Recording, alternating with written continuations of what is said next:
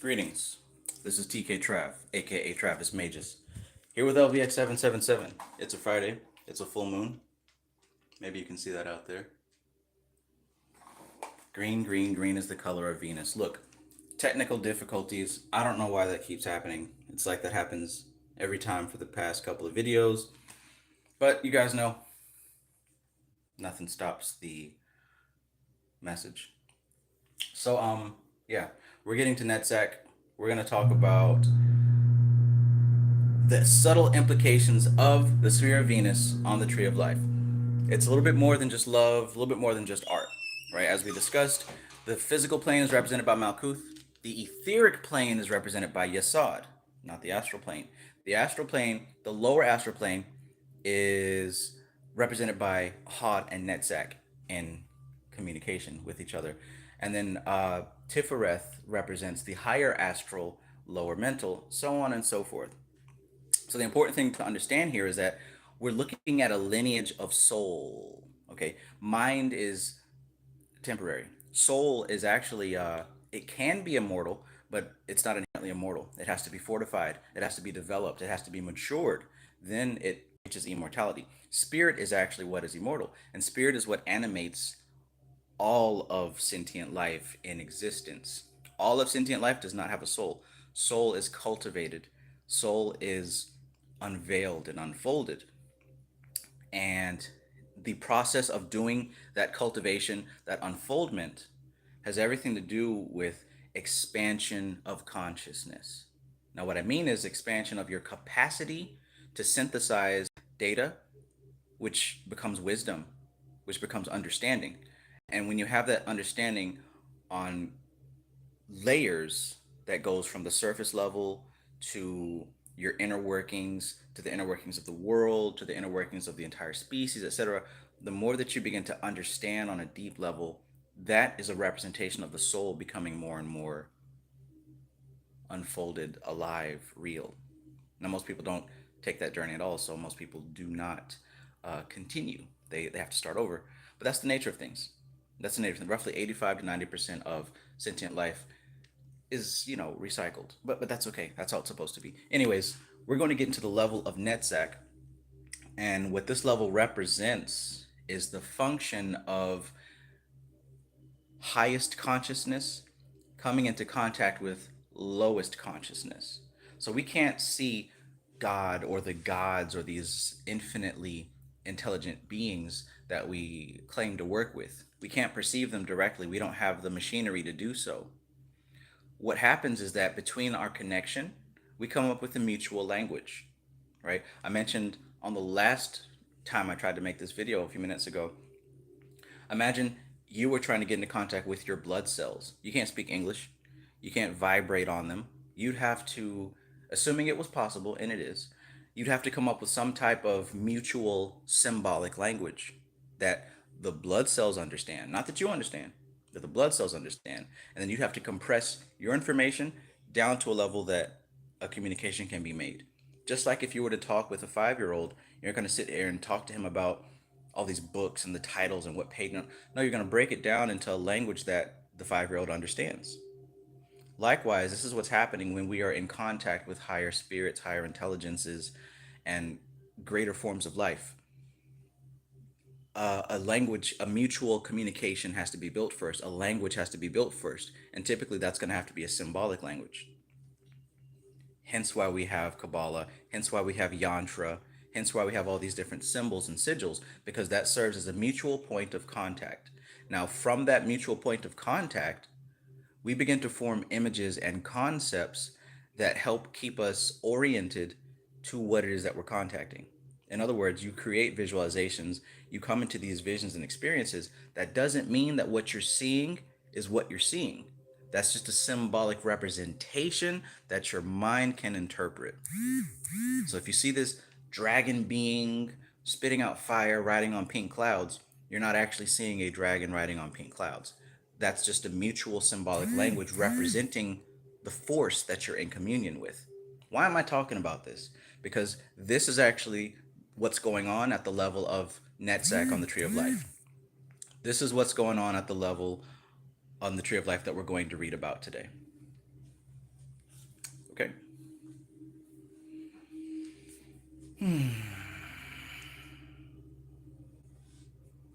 So, greetings to everybody, and welcome back again. We're gonna try this again. Technical difficulties have happened. The stream got interrupted. I don't know why it does that, but maybe people who were on there weren't supposed to be on there. Either way, thank you for being here. Society Ejects, peace, bro. Sunshine Chick, peace, peace. Ben 12345, welcome back once again. Shuli Rue and the podcast crew, hey. Oracle of Medusa, peace. Sweet dreams. 7-Eleven back at it. Cradle of Humankind, Grand Rising, all the way from China.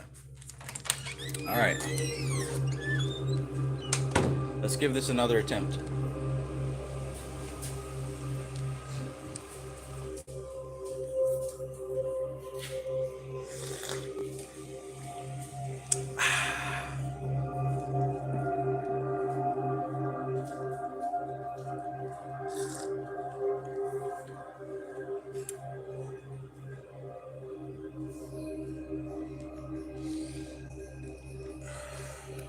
Okay.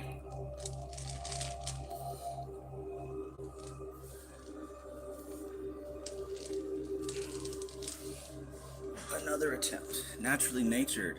Good evening. Good evening. Listen, you're welcome anytime to pop in, for sure.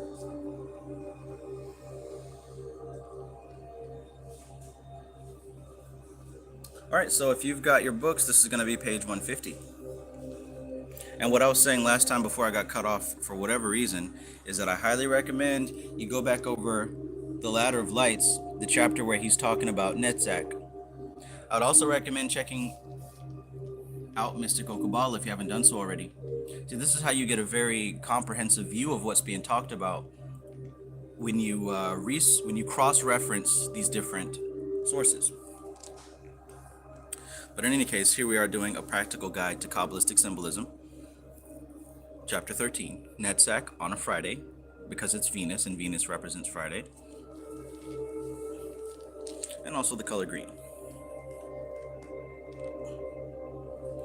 As you can see, I've got my references ready. Circuit of Force, Dragon Legacy. All right, let's go, let's go.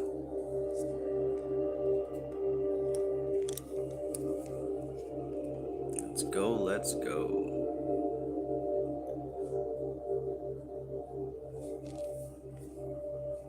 Hey, puppy. Hey, puppy. All right, let us begin.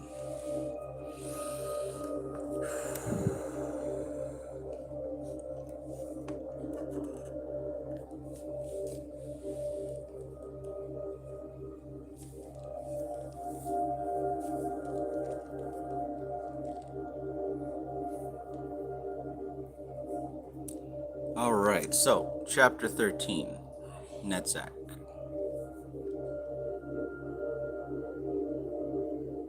The seventh path is called the Occult Intelligence because it is the refulgent splendor of the intellectual virtues which are perceived by the eyes of the intellect and the contemplations of faith. The magical image of Netsec is a beautiful naked woman.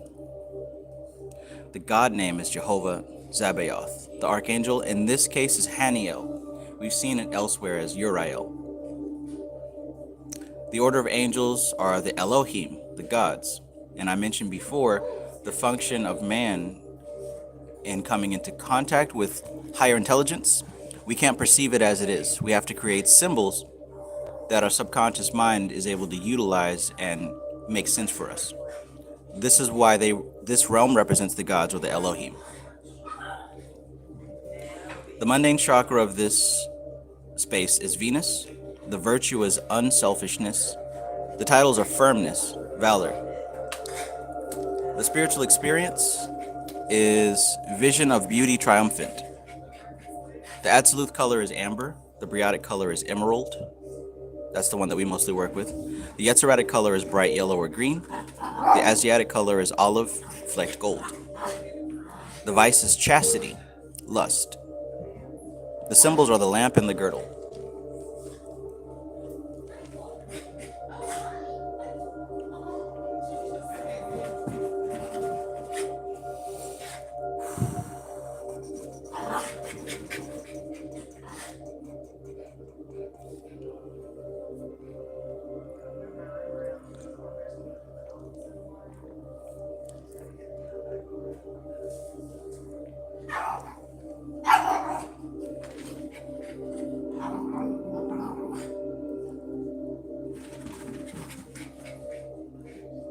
All right, I appreciate you, Ben. 1, 2, 3, 4, 5. So, verse 1. The seventh path being the occult intelligence, and occult meaning hidden or secret or full of mysteries. The Sephirah Netzach, like occultism, is fraught with glamour and misunderstanding. Whenever the human mind comes up against things mysterious, it projects all kinds of misconceptions and superstitions into that void.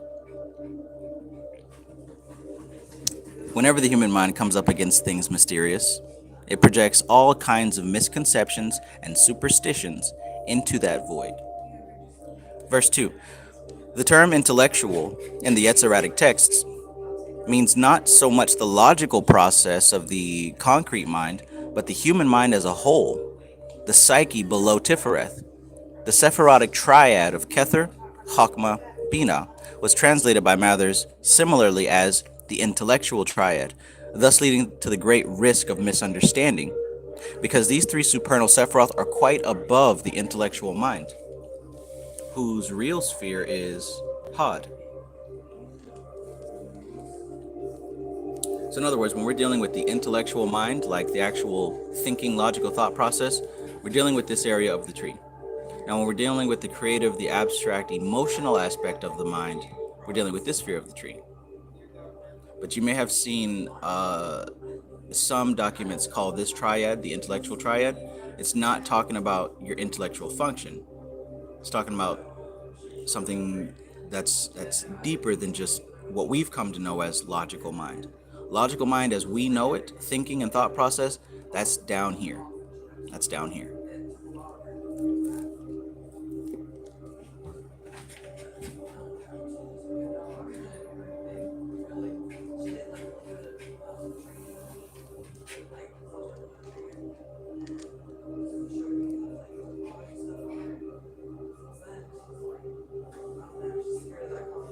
Okay, so it is with Westcott's translation of the Esoteric text, and it would be less misleading to render the latter half as because it is the refulgent splendor of the psyche, which psychic refulgence is perceived by the lower mind both by mental discernment and religious awareness.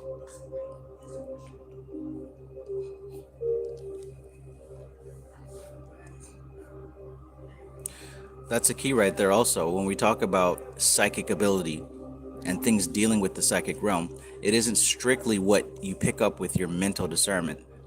And it also isn't strictly a spiritual vision. It's a combination of both, but both are a product of the actual psychic contact. So in other words, psychic contact happens on a level that is below the awareness of logical mind. But we break it down and perceive it through logical mind. We break it down and perceive it through spiritual vision. But that's not the point of origination. That's just the point of reception. Alicia M., peace. Verse 3. The refulgent splendor of the psyche is really the force of the creative imagination. And so Netsec is the sphere whence emanates the inspiration not only of the artist, but of all who work creatively. It is a sephira of perfect balance of force and form, though anteceding the concretion of mental forms in Had, and the awareness of the perfect balance produces ecstasy, joy, delight, and fulfillment, or, in other words, the spiritual experience of the vision of beauty triumphant. The result of approaches to this perfection of balance manifests ultimately not only in great works of art, but also in the beauty of well-designed tools, machinery, scientific instruments, and so on. For perfection of precision in use gives beauty of form. Perfection of precision in use gives beauty of form. That sounds a lot like what was talked about in Ladder of Lights on the chapter of Netsec.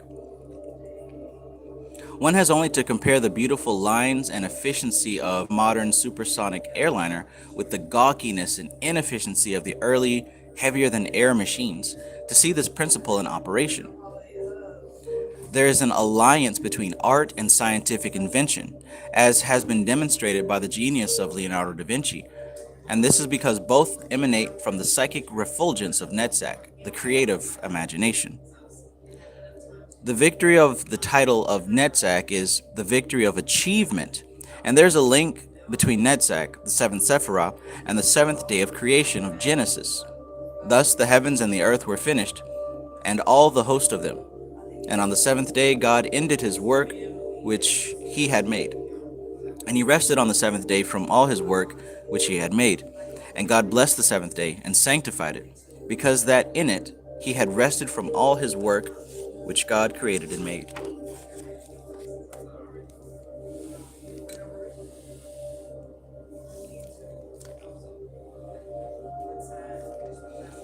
Verse 5. The achievement of perfection in form and force requires both firmness and valor, two further titles of Netzach, and which can be looked upon as two sides of the symbol of balance, Qabalah on a lower arc. One could call firmness and valor the two side pillars as they manifest in Netzach. So we know the two pillars is mercy and severity, but when viewed from this point, they're known as firmness and valor, because from this angle we're seeing the whole differently. Depending on which sphere that your perspective is in, you see the whole sphere differently.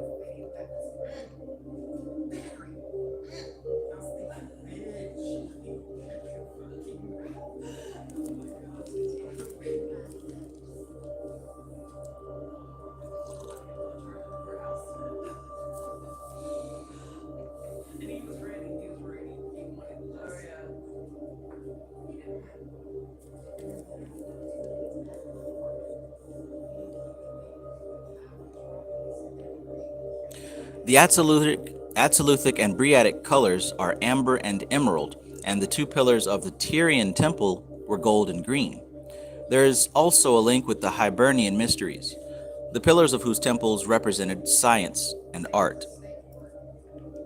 The rose, keep that in mind, the rose is a symbol of Netzach. The rose, a symbol of Netzach, is in itself a complete symbol system and usually considered to be the perfect flower, combining scent, color, and shape in great beauty. Also, it is a sphere containing semi-spheres within it, and is in truth a cosmic pattern centered around the golden heart of its system, hence the Rosa Mystica. 7. Anyone who has ever attempted creative work will know the feeling of vast inertia that has to be overcome. Not only is there inertia in the material in which expression is sought, but there is also inertia in the means of expression. The lower nature, which being more animal than God, is not basically concerned with higher forms of creation. However, this inertia is overcome, and the means of its overcoming is the flaming creative energy of Netzach. For Netzach is an active Sephirah, being assigned to the element of fire as its higher diagonal opposite, Qabalah, and Qabalah's higher diagonal opposite, Chokmah. Fire, fire, fire. So notice what he's saying here. This is what he's talking about when we look at the name of Netzach and see that it is victory. All right. So it isn't simply victory over conquering another person. We're talking about victory of overcoming inertia. It's a victory over inertia.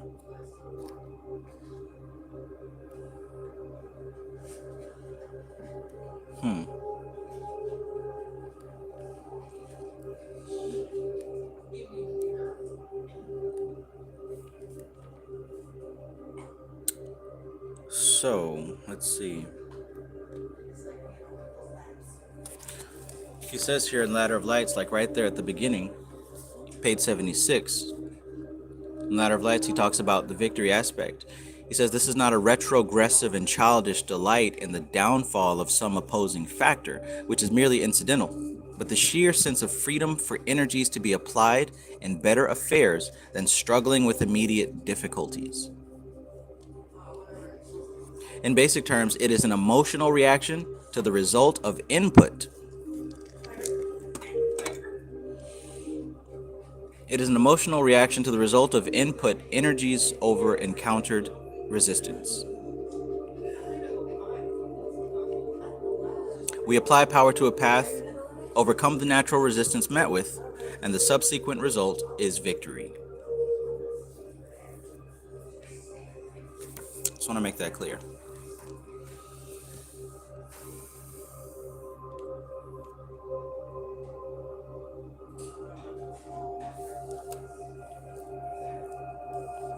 Verse 8. With the urge of creation successfully overcoming the inertia of the denser levels comes the joy of creation, a satisfying delight in the awareness of the life force, whether it be used in sex, art, ritual, magic, or whatever. Netsec has much to do with magic, and until the energy of Netsec is at work, the images of Hod will not be ensouled, and thus any ritual will be mere empty gestures and words, and any art lifeless. Does that sound like your magical practice? Empty gestures and words? Lifeless art? If so, that means you need to open up your abstract mind just a little bit more. You're probably trying to be too rigid, too stiff, too logical, too dry. It's not necessarily the tools that you use. It doesn't matter the images or the candle, what color you use, and all that stuff. What matters is the amount of reaction that you're able to muster about these things, right? You could have all the same books and more, but they don't come to life until you actually apply your emotional aspect to these things. I mentioned that Netsec and Hod represent the lower astral. Well, the astral plane is composed of emotional substance, the same way that the physical plane is composed of physical matter. Well, the astral plane is composed of emotional matter, so to speak, for lack of better words. So in order to activate the images that you have in the creative mind, to activate the images that you have in Yesod and the etheric plane, you've got to apply an emotional reaction. And this isn't new. This isn't new because we talked about the three things that affect the subconscious mind, which are symbols, repetition, and trauma. Trauma can be replaced, that word can be replaced with emotional stimulus, emotional spike.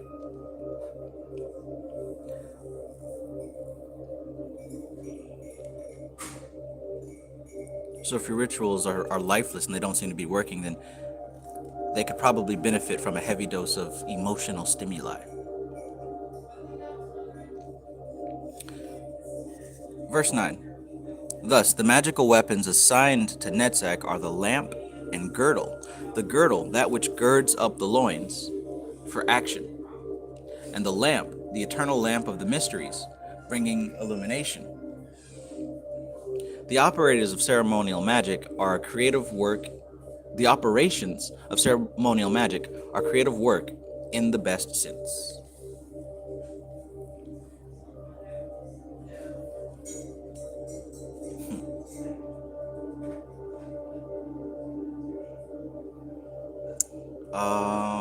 Subsequent result is victory. Greetings, MC Maestro. Yeah, was that in the Ladder of Lights book? Let's see.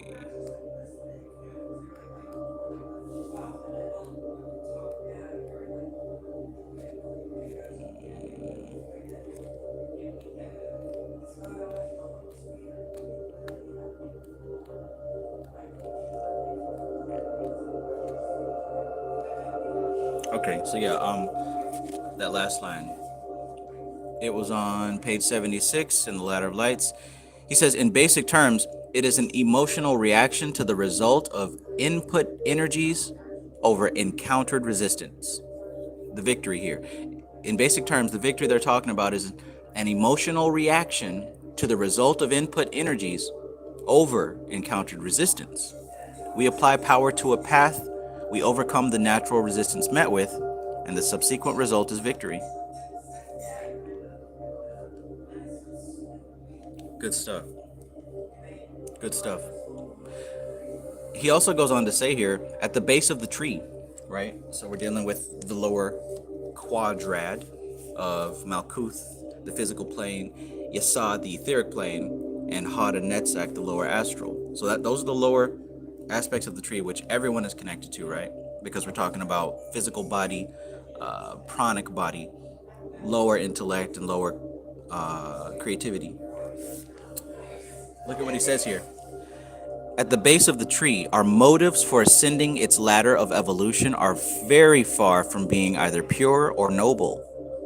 The elementary cunning of Hod is well matched by the greedy desire of Netsec.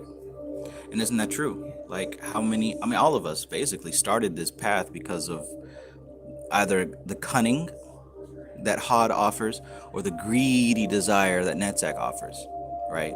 There's no other reason that people jump into the Goetia other than wanting to learn about the cunningness or the greed and desire.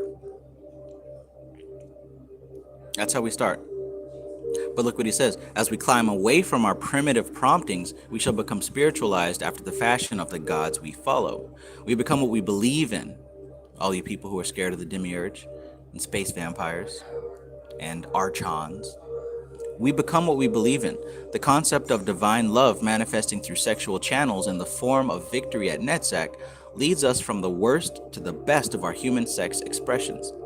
Perhaps it is our greatest human victory altogether. To be the complete rulers of such vital power in ourselves and direct it as we will is a major aim of initiation. Love under will is the whole of the law happens to be a correct teaching, whether Aleister Crowley quoted it or not.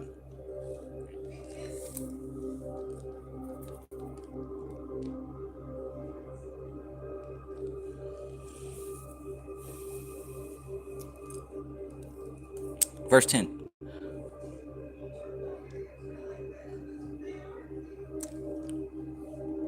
Jehovah Zabaoth, the Lord of Hosts, is the name of the god in the Sephirah Netzach and indicates the diversifying aspect of the Sephirah, which,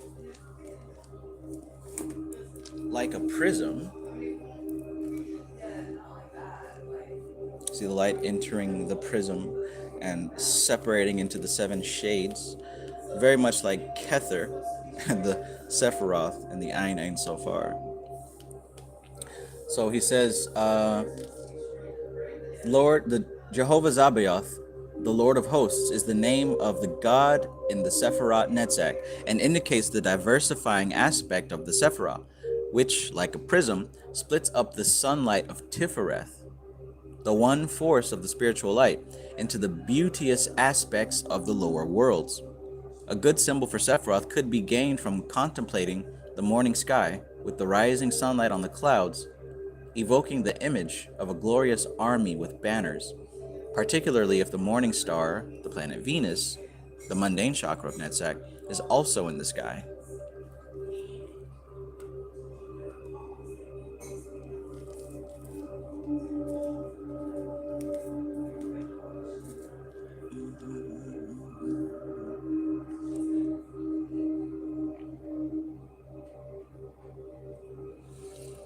Twilight Sun Shaman of Lilith says, I started all of this to truly face myself in my manifold aspects and to conquer any fear that kept me from doing so. I'm very pulled towards both light and darkness, but ultimately self-mastery. Well, you, sir, are incredibly rare. I could say that's where I am now, but when I started, I was trying to, I was trying to learn, sure, but I was also trying to get laid, trying to get money, you know what I'm saying? Trying to achieve power and make other people respect me. I was trying to get all that human stuff. All that noble stuff didn't come until I realized how insufficient all the other things I was seeking actually were. Because none of those things are substantial and they don't actually bring true happiness, peace, or joy. They just bring more problems. Or more things to deal with, I'll say. I don't really have time to chase all that stuff anymore. It's not worth my time. But yeah, for you to step into the game with those type of ideals, then that would make you very special, unique, and rare. Because I damn sure didn't start that way, and I don't know anybody else who did.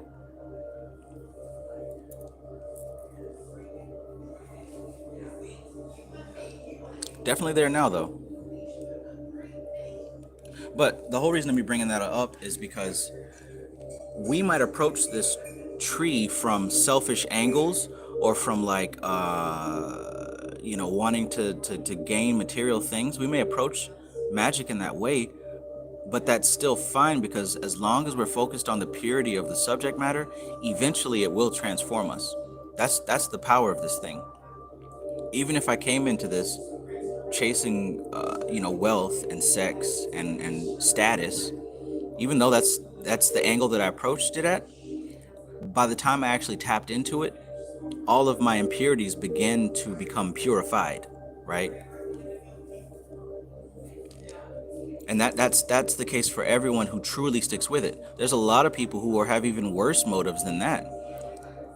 And one of two things happen. They actually stay stuck where they are, repeating the same things over and over again, or they actually begin to improve themselves and clarify themselves. So their lifestyle, their mindset is a direct reflection of their work. There's a lot of people who are stagnant. But anyways, this isn't about other people. This is literally just about you and how you're using this thing. We might approach this thing for the cunning skills to get ahead in life or the lusts and desires. But by the time we actually make it past this level of Yesod, we start really tapping into what lies beneath the surface of who we actually are. And when we do that, we can start to see what it is that we actually want. Why was I trying to chase wealth and women? Why was I trying to chase status and fame? Right? The reasoning behind that behavior is buried in this realm of the subconscious mind. So, like I said, evidence that you're actually tapping into this work is that those surface level desires begin to dissolve. And what you're left with are those pure desires. Good stuff. We grow natural. Good evening.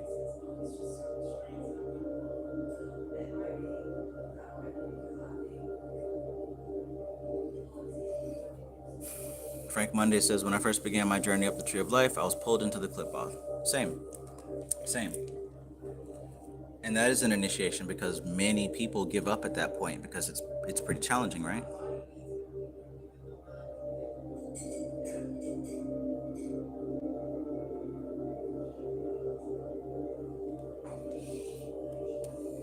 All right. So, verse 11. The Archangel Haniel is not so widely known as the other archangels of the lower Sephiroth, such as Michael, Gabriel, and Raphael, the protector, the bringer of visions, and the bringer of healing. This is a great pity, for all the context of Netsec can be gained from him. Not only the awareness of harmony and beauty in the lower worlds, but also a great wisdom of the interrelationships of all things, whether of planets, plants, spheres, or men. He can be pictured as shining with a green and golden flame, with a rose-colored light at the top or over his head, if an anthropomorphic form is used, and emanating generally an aura of archetypal sympathetic vibration. The order of angels is the Elohim, or gods. Netsec, being the sphere where the one appears in diversity, is the sphere of formation of all the mythological god forces of whatever pantheon. Gods. Netsec is the realm where all the gods are, right? So if we're dealing with any gods of any pantheon, as a whole, the entirety of the pantheon belongs to Netsec, right? You can have an individual deity assigned to each of the spheres, sure, but when you're looking at the whole category of gods in a pantheon, that is what relates to Netsec. So if you're dealing with them as a whole, you're going to do that through Netsec. Kerpish. And I did explain a little bit before, I also explained on the last video before I got cut off, but we're going to explain it exactly here in just a minute, right? Because we don't have the capacity as human things to comprehend what we're actually dealing with.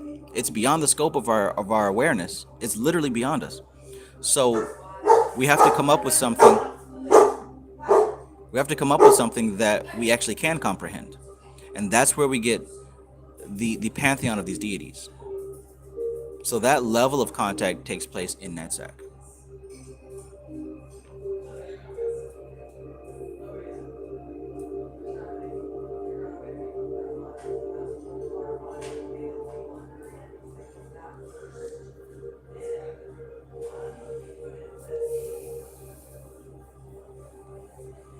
Okay, let's keep going.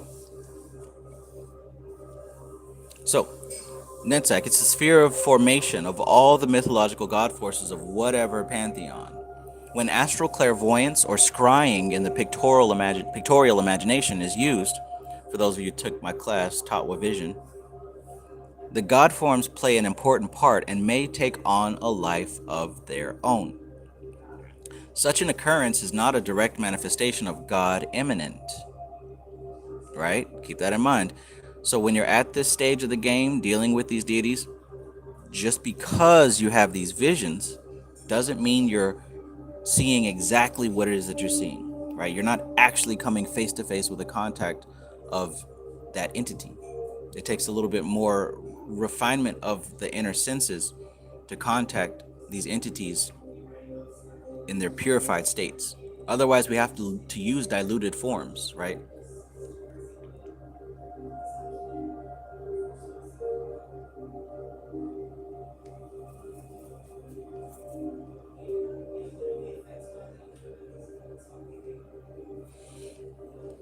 So I'll read that again because I'm sure it was missed. When astral clairvoyance or scrying in the pictorial imagination is used, the god forms play an important part and may take on a life of their own. Such an occurrence is not a direct manifestation of God immanent. The vision of God face to face is a Hakma experience, not to be gained by such a dense form of working as that of the pictorial imagination.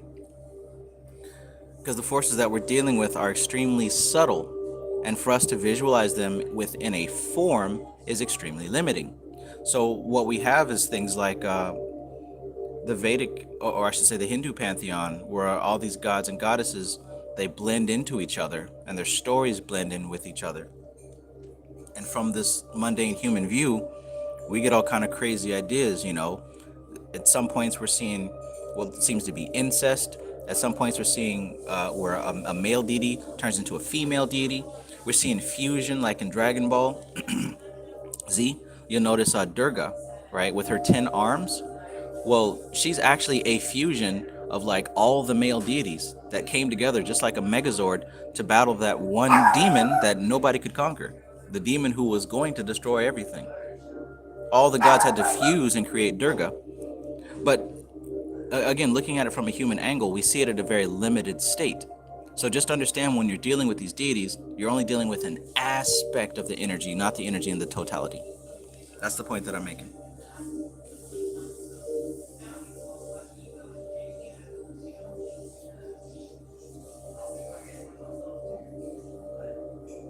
Frank Monday says, I'm still dealing with reconciling my understanding of Yesod, the sexual dynamo, and transitioning from the etheric plane to the astral, which Yesod seems to intersect both.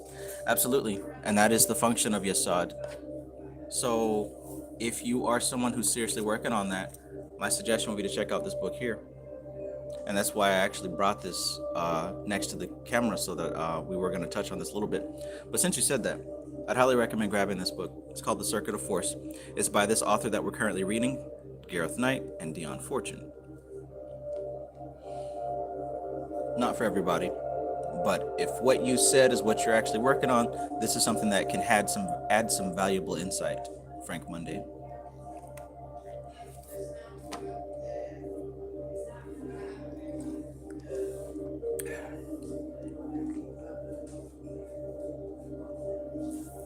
Society Ejects says that makes sense that Netsec is the pantheon for gods. Uriel is the Archangel of Wisdom and philosophical illumination. Yes. Right, and as he said here, Uriel or Haniel, right? Maybe some further research can show why we are seeing both of them associated with this sphere. But he says that through Haniel or through Uriel, the context of Netsec can be gained from them. Not only the awareness of the harmony and beauty of in the lower worlds, but also a great wisdom of the interrelationships of all things. And I can see that being done through the pantheons of the mythological god forces. That's how we come to understand higher abstract concepts, is through our notions of archetype god forces. So that conversation takes place in the realm of Netsec, or utilizing the essences associated with Netsec.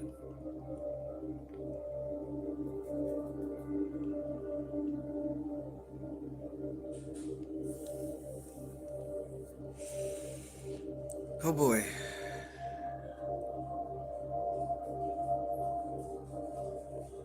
A lot of stuff going on here. Okay, so once again, so these visions, these contacts, you're only seeing an aspect of it, not in its totality, okay? To view God face to face, that is reserved for the level of Chakma, because the title of that sphere is Vision of God face to face. And like he says here, it's not to be gained by such a dense form of working as that of the pictorial imagination. So again, like I said earlier, pictorial imagination, form, that stops at the lower astral. That stops where we're at right now. Form, in the way that we see in our imagination, that does not continue past Netsec. That doesn't continue into Tefereth, Gibrach, it said none of that. All of that is extremely subtle, abstract, almost intuition level. However, something is motivating the forms and forces of the gods, which are aspects of the one God. And so one can conceive the agency to be the order of angels of Netzach, the sphere of the creative imagination, the gods. One could picture these angels as actual pagan god forms, therefore. So more on that note, I'd like to read another passage from the Ladder of Lights to give a little bit more info on what he's talking about there. And as you can see here, even in Ladder of Lights, he says both Haniel and Uriel. So the two can be interchangeable. But check this out. This is really important concerning the order of the Elohim, or the gods, in their relation to what we're talking about. So please listen to this, because this is one of the most important parts. He says, what is a god or a goddess? So far as the question dare be answered, they are results in terms of consciousness between a human soul and the unknown higher one, or ones with whom or which we are related. Energy streams from such sources are directed at us, and we have to translate them into appreciable terms of reference in order to deal with them.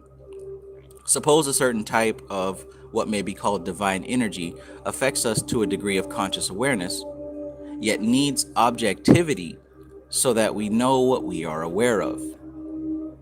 In other words, this type of contact with something that is way beyond our scope of understanding, if it were to come into contact with us, we wouldn't even realize it because it's beyond our scope of understanding. So what has to happen is the human mind has to translate that conversation, and we do so through the subconscious. The subconscious speaks through symbols. So this is why we see these symbols, these numbers, and different things of that nature. It's not the symbol itself, it's what the symbol represents. Just like in your dreams. You dream of different things, it's not literal. In order to understand the communication, there has to be an interpretation of what's seen. So let's continue. Suppose a certain type of what may be called divine energy affects us to a degree of conscious awareness, yet needs objectivity so that we know what we are aware of. To even know what we're aware of, we need to have a symbol. Dharana Darshan, he also, Niranjan Ananda talks about this in Dharana Darshan, where he talks about meditation on a form and meditation on the formless. Some people can do it, some people cannot. So, the nearest association group capable of responding to the initial energy happens to be our motherhood chain of reactive consciousness. In such a case, we shall finish up with the product of a mother god concept in some way or another. Put another way, we receive an input from a divine source, and this stimulates whatever in our minds and souls will respond best to its nature. We can only know the divine by means of what is in ourselves. This is why it's so important to build your library of correspondences. This is why it's so important to understand different symbols and how they connect with each other. Because as I said before, the subconscious mind doesn't speak in words and language. It speaks in symbols, images. So the more images and correspondences that you have built up, you literally expand your language of being able to translate these different things. So let's get a little bit further here. What he also says in Ladder of Lights on page 83. He says, this brings us to the function of the Elohim. Their job is to provide the means and contacts in us out of which our gods arise. So in other words, the whole reason that we have gods and deities and symbolic associations with them, this is due to the function of what we have labeled the Elohim. This should sound a whole lot like when I describe Cheetah, the mind stuff, which we build our interpretation of reality out of. I'll read that again. He says, this brings us to the function of the Elohim. Their job is to provide the means and contacts in us out of which our gods arise. Just as our beings and bodies must be made from specific materials, our God concepts must be formed through the Elohim, so that they may be considered as the God material in ourselves. Here we should distinguish between a God and an ideal. Both are vehicles of higher consciousness than ours, but whereas an ideal belongs to the realms of the intellect and mind, a God operates with feeling and soul, hence the attribution of gods to Netsec.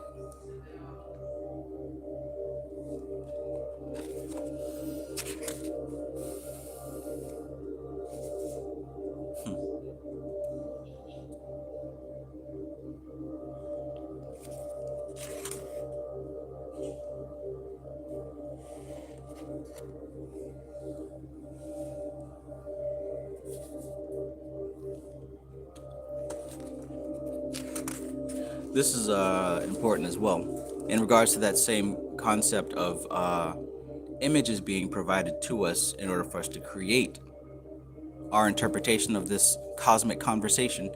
He says here, the God images we make use of have less resemblances to their realities than the blips on a radar screen look like the actualities they indicate. So imagine in a submarine, there's no windows or screen to look outside of. They operate, looking at this radar that spins around and it beeps and it pings depending on what's on the outside. So they navigate based on that radar. Now that radar, that's not a literal accurate representation of what's outside the submarine. It's limited in its capacity of what it can convey. It gets the job done, right? It allows the submarine to navigate in a very dark and dangerous place, but it's not like an actual face-to-face vision of the outside. The same thing is happening with your spiritual work. You working with your gods and your deities, that's like you working in a submarine reading a radar blip, right? You're not actually seeing what's there, but through your imagination and through your symbols, you're still able to get the job done. But don't be mistaken or misled or confused thinking that what you're working with is the end-all be-all. All right. See, this is the advanced level occult shit. Not that other stuff y'all be watching on YouTube. This is the real stuff right here. I don't have to say that out of ego. You can say that just by. Anyways, nevertheless, both radar, screen, and God image alike help us deal with truth according to our capability of contacting it. Right? In a metaphysical sense, an image of a god is a scientific instrument like its physical resemblance, the radar screen. Okay, this is very literally true. And the construction of operative God images is a technique of some magical importance, needing adept work of highest skill combined from both sides of the veil. All right? See, we're not talking about twin flames over here. We're not talking about spirit guides. We're talking about that real stuff.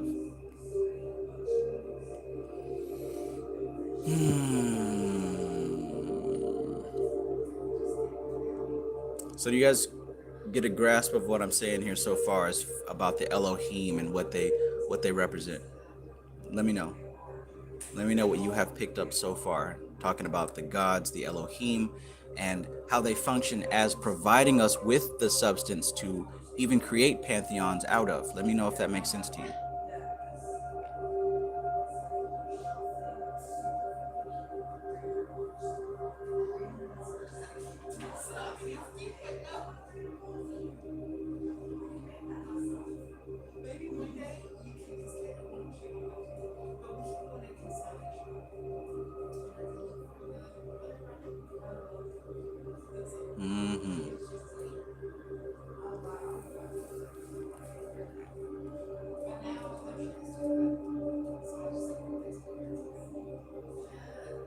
Twilight Sun Shaman of Lilith says, yes, it's like when people have encounters with E.T.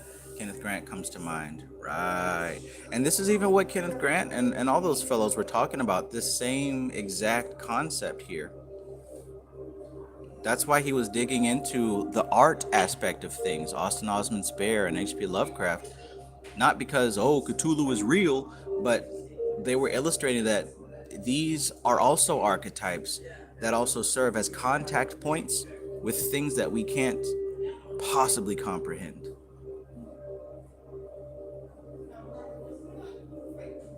Twilight Sun Shaman of Lilith says, we have no idea what these forces look like. They just adapt to our awareness. Right. Kind of like Galactus.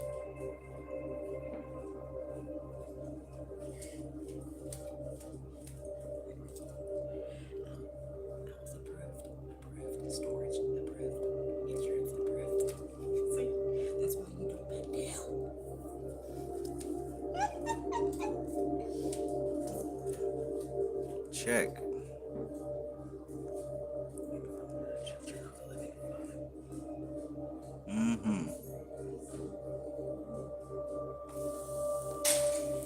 Ben12345 says, I don't like being told I can't do something. Well, maybe analyze within yourself why that knee-jerk response comes up. Because I'm willing to wager that is an automatic response that stems from something that may have occurred when you were much younger. All of our knee-jerk responses, whether we call them favorable or unfavorable, are a result of, something that happened a long time ago.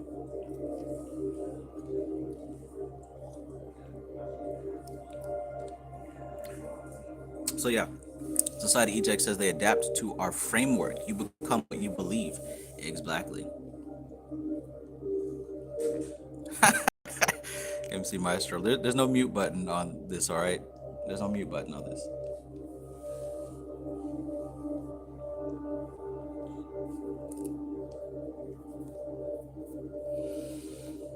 Okay. Where was I?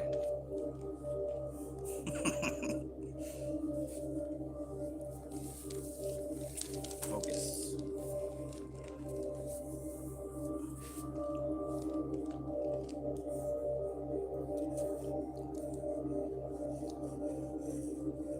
Okay, so 13. The mundane chakra of Netsec is the planet Venus. This planet has vast implications, esoterically considered, in its relationship to Earth, mainly stemming from the fact that the planetary ruler of Earth, known in the East as Sanat Kumara, came to Earth from Venus. It is a planet which will profoundly affect the incoming of what is called the Aquarian Age, for it concerns the sympathetic coalescing and interrelationship of all. It can be seen that the general trend of human affairs is towards a final unification of the races now on Earth. Uh-oh. Every time I go outside, I see more and more people that look like my son. and to understand the joke, my son is mixed. But he says here, it is a planet which will profoundly affect the incoming of what is called the Aquarian Age, for it concerns the sympathetic coalescing and interrelationship of all. It can be seen that the general trend of human affairs is towards a final unification of the races now on Earth.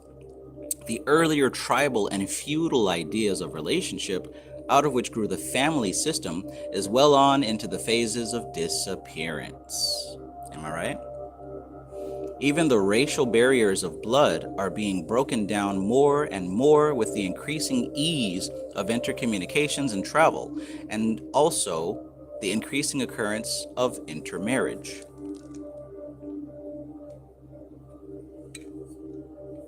This book was written in the 60s, by the way, but I've even seen this kind of talk written in the early 1900s, so it's no surprise. Verse 14, the latter factor still provides many bones of contention, for the keeping of the blood of a race pure is a very ancient instinct, which arose in the early days when the authority of certain tribes, families, and races was building up, and its aim then was to forward evolution. From an esoteric standpoint, the blood was kept pure to increase the strength of its contact with the oversoul of the race. So whenever you hear these earlier people talking about keeping the bloodlines pure, this is why. Now, I showed you guys a chart not long ago that really broke down the different levels of the mind, basically the subconscious mind, and its connection to the God archetypes. Now, in there, you go from self to childhood to hereditary to family bloodline, right? Ethnicity. Well, that represents a certain level of the hive mind of the human race, right? There is an oversoul for every bloodline, and even those combine into bigger oversouls, right? There are egregores for every race, for every group of people. Now, some of these oversouls have different capabilities than others. Generally, they're all the same, just operating in different flavors. Some actually have a higher propensity to do certain things. That's why certain races of people generally excel at different things,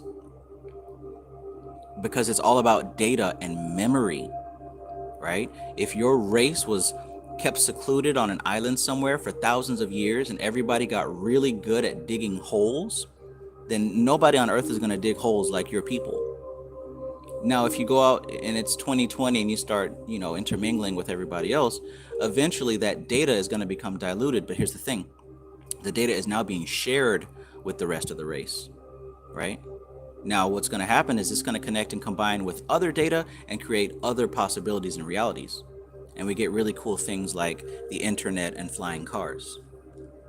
So none of this stuff is about getting angry about, right? Everything has its purpose, its place, and its time. There was a time to keep the blood pure. There's also a time to dilute it completely, right? So don't get stuck on the physical plane. I know everyone's talking about ancestors and keeping contact with the ancestors and all that good stuff. What's more important than your blood ancestors is your reincarnated aspects, your reincarnated ancestors. That's what's more important, because now we're dealing with data that isn't limited to the physical. Now we're dealing with data that is etheric, and the data that actually builds on the soul.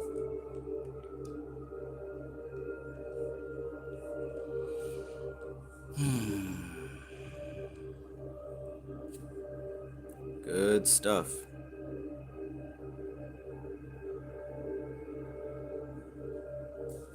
Good stuff. Let's keep going. From this concept came the covenants of dedication between the blood entity and its inner plane guardians, such as was made, for example, by the ancient Jews, the Mayans, and the Chinese with their tutelary spirits. This covenant particularly extended to the royal family of a race, and this custom has now become the sentiments felt towards the blood royal. You remember in the previous chapter where he talked about the elementals, for example, and for the most part, the elementals were very primitive in their working, but usually one of the elementals began to gather massive amounts of wisdom, and with that wisdom, they naturally became the king of the elementals. Remember we talked about that last chapter? And if you were to do magic, it would be a smart idea to contact the king of the elementals, because it's usually through him that he educates the other elementals, and we all evolve together. Well, the same thing is happening with every sentient being. It happens naturally with humans, right? He even talked about this in Jnana Yoga. Typically the more wise person in the group is the one who educates and helps the others, right? And as they become more wise, then they reach out and help others in their field of influence, and so on. So with that being said, certain races over the generations have developed, like I said, certain oversouls, certain archetypes, certain deities that not only rule the family bloodline, but also the race itself. So this is touching on where DNA comes into play with this whole spiritual thing. Society Eject says, yep, because ancestors' bloodline is still locked into the DNA memory. Exactly. Louis says, I hate that race shit. Yeah. But it's a part of reality. Twilight Sun Shaman Lilith says, atavistic resurgence. Precisely.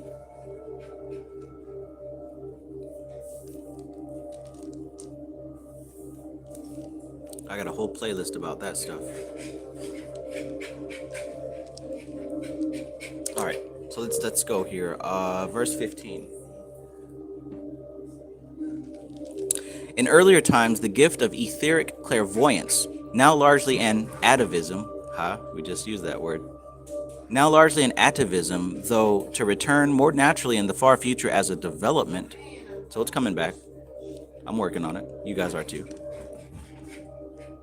Was maintained by heredity in the lineage of the priest kings. Right? I'll go back. In earlier times, the gift of etheric clairvoyance, now largely an atavism, though to return more naturally in the far future as a development, was maintained by heredity in the lineage of the priest kings.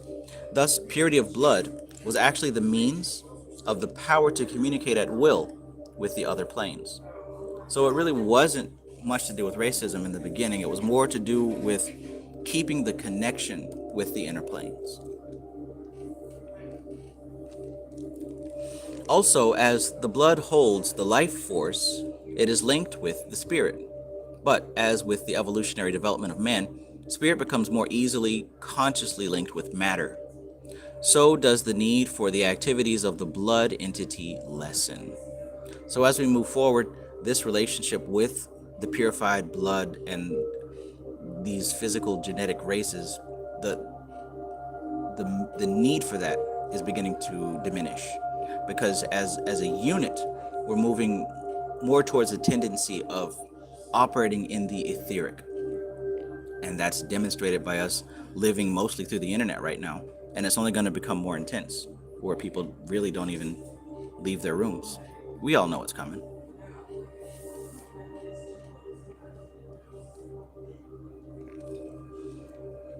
But yeah, as the blood holds the life force, it is linked with the spirit. But as with the evolutionary development of man, spirit becomes more easily consciously linked with matter. Spirit becomes more easily consciously linked with matter. This is where we are today, and this is where we're headed. So does the need for the activities of the blood entity lessen. As has been long realized in the East, check this out. As has long been realized in the East, the relationships of the various personalities of the subsequent reincarnations are more important than hereditary relationships.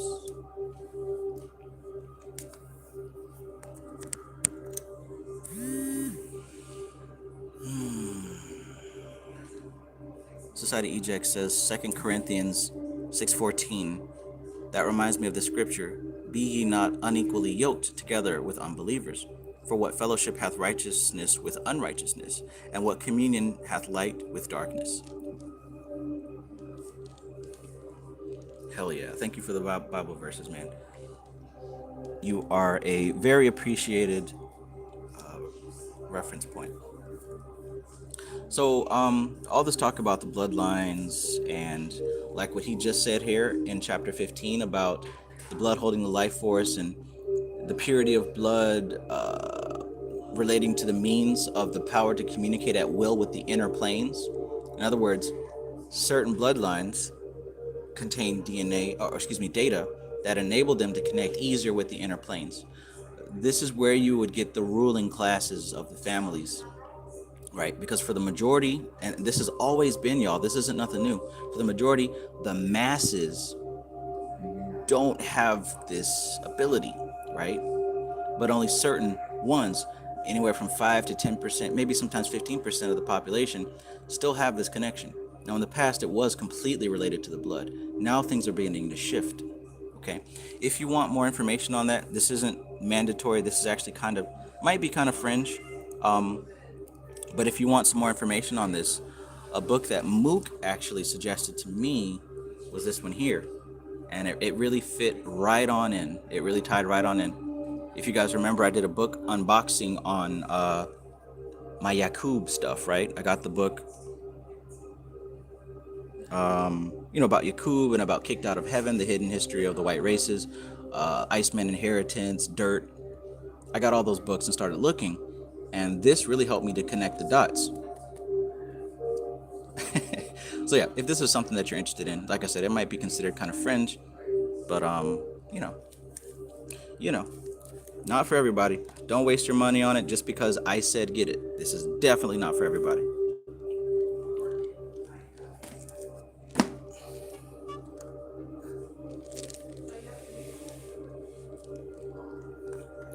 Maybe she's born.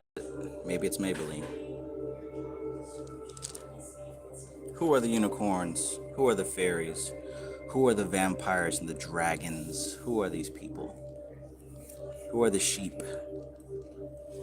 Who are the cattle? Who are the goyim? Oh boy.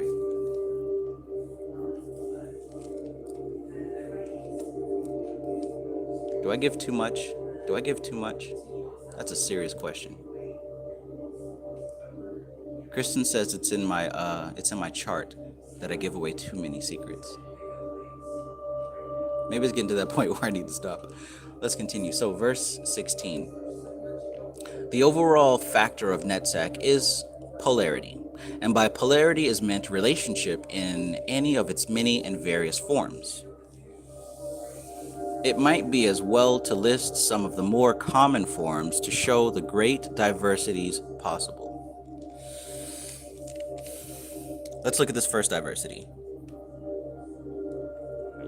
Polarity on spiritual or mental levels between two of the same sex, i.e. between two aspects of the same force.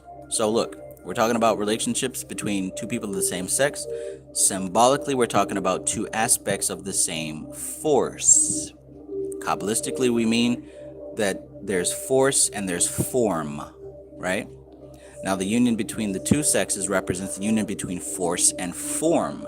That's why when masculine and feminine combine, it creates a third, it creates another. But when you have two aspects of the same force, even Bobby Hemmett talked about this in these sex rituals that are used when if it's primarily just a homosexual nature, you're dealing with an amplification of the same force, not a creation, but an amplification. But if you have two of the different polarities, then we're dealing with creation. So there's difference. There's multiplication and there's addition, right? Right.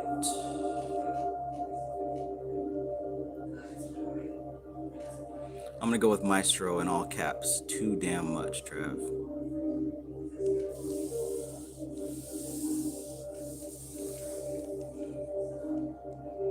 But hey, there's always more where that came from. And plus, what good is having the keys to a Lexus or a Benz in a parking lot of 1,000 Lexuses and Benzes? How do you know which car the key belongs to? In other words, in order for this stuff to really be used, you got to kind of know what you're doing with it. But let's continue. Greetings, Hecate.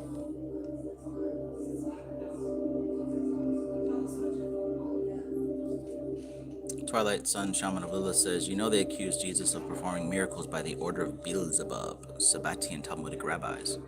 You hear that, Maestro? Beelzebub.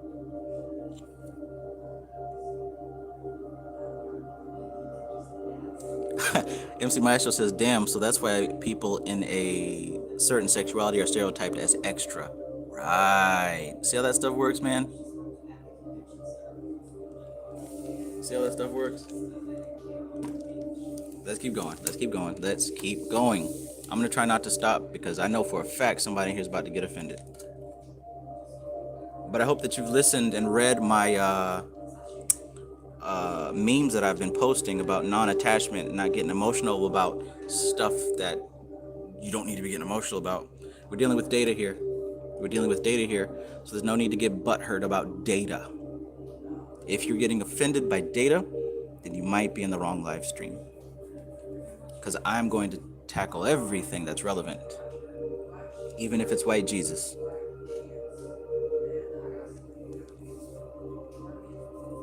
MC Maestro says that Jesus Baal theory is just talking about Tifereth.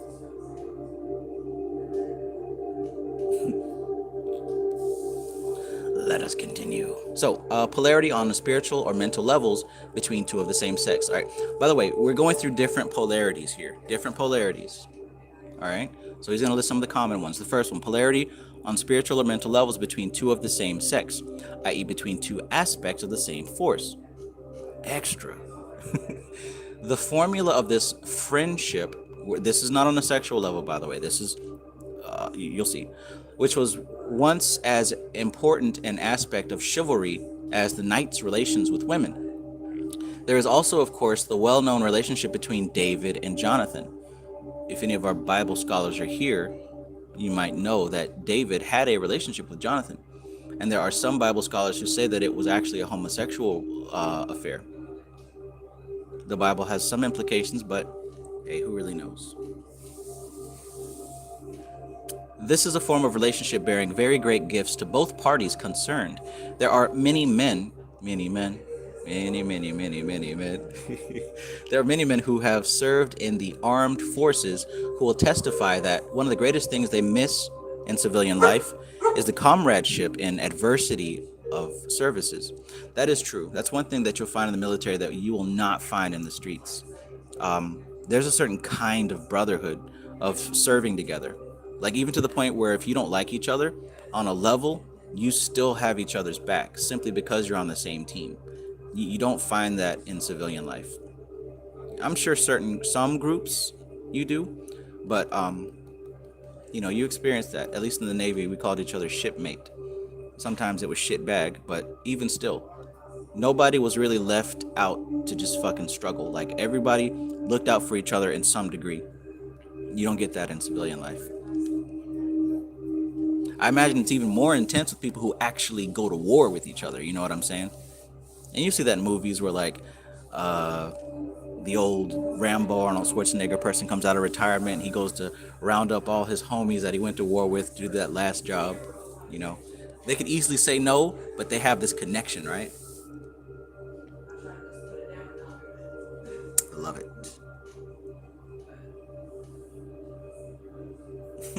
White Jesus. Hecate says, I'm going to church Sunday to see White Jesus. Oh, nice, nice. Pick me up. I'll go too.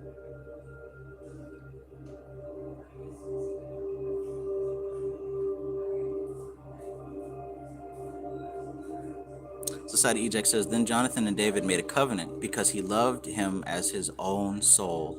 Aww. 1 Samuel 18:3. There's many more. Yeah, so there's many references there. I didn't make it up. I didn't write the Bible. I just know that that's in there. So let's continue. The camaraderie ship, the brotherhood, right? So this is a form of relationship bearing very great gifts to both parties concerned. There are many men who have served in the armed forces who will testify that one of the greatest things they miss in civilian life is the comradeship in adversity of the services. On its more intense levels, it can be dangerous with undedicated people, for by a confusion of the planes, a high-powered mutual stimulation on the mental and higher emotional levels can degenerate into homosexuality. In spite of the modern spate of apologetics for this form of lower emotional and physical relationship, it is a perversion and evil. It is perhaps as well to state this quite categorically, as it is a form of vice likely to be on the increase with the lesser differentiation in physical sexual characteristics of the Aquarian type of human being now coming into the world. And we're here now. We're seeing that, right? As these new humans incarnate, there's less sexual differentiation, right? And you have some people still clinging to it, trying to become overly macho, and women getting the surgeries. We all know about the BBL. Hell, Veronica, you do butt surgeries, all these enhancements and stuff. But aside from those, more and more people, it seems, are coming into this place and gravitating towards more of an androgynous type of state. And that's only going to increase simply because of where we are evolving as a human race. It's becoming more and more homogenous and less heterogeneous, whatever.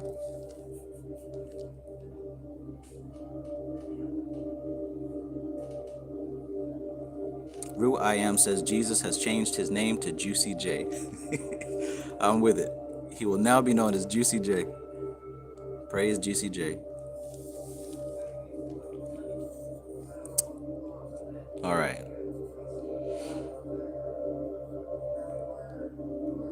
me see. It is perhaps as well to state this quite categorically as it is a form of vice likely to be on the increase, right? So the vice is going to be on the increase. Why? With the lesser differentiation in physical sexual characteristics of the Aquarian type of human being now coming into the world. Big head, flat body. This increasing lack of differentiation is becoming quite common. There are increasingly fewer men nowadays who could grow a really patriarchal beard, right? And women from the buxom mammalians of classical painting are now becoming more boyish and angular in figure, to say nothing of the occasional, much publicized actual changes from one sex to another. Homosexuality, like the use of drugs, is one of the techniques of black magic. In the homosexual act, two streams of force are called forth with all the power of the instincts, and as these two streams of force are of the same type, there is no circuit of force possible, so that the combined forces are available for magical direction. It is a much more potent way of working than the use of incubi and succubi, lower elementals of sensuality, which are formed by the solitary technique of fantasies and masturbation. There's a whole lot in that paragraph, but I'm not so certain of the maturity level of the public YouTube chat. Speaking of the circuit of force, this isn't he's not just talking out the side of his neck. Him and Dion Fortune have done a lot of research on the concept of the circuit of force. As a matter of fact, I'd highly recommend the book that I showed not long ago called The Circuit of Force by Gareth Knight and Dion Fortune. And this can certainly help to give you a wonderful understanding of the use of polarity when it comes to the two different operations of human, masculine and feminine. Not necessarily man and woman, but masculine and feminine. If you're able to link those two forces together and utilize them properly, you can have a very powerful battery for any type of manifestation. For real. So yeah, get yourself the circuit of force. Read a chapter every now and then, just to kind of get it in your mind.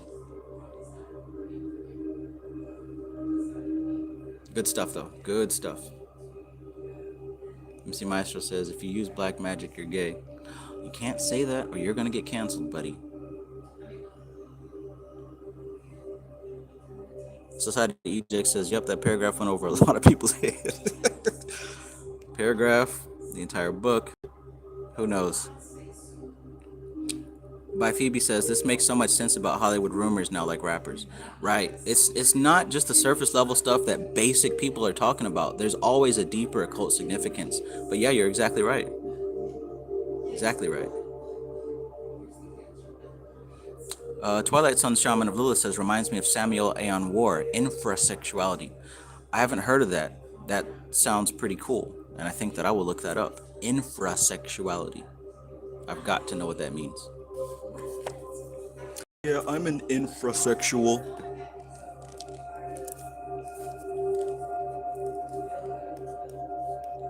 Infrasexuality.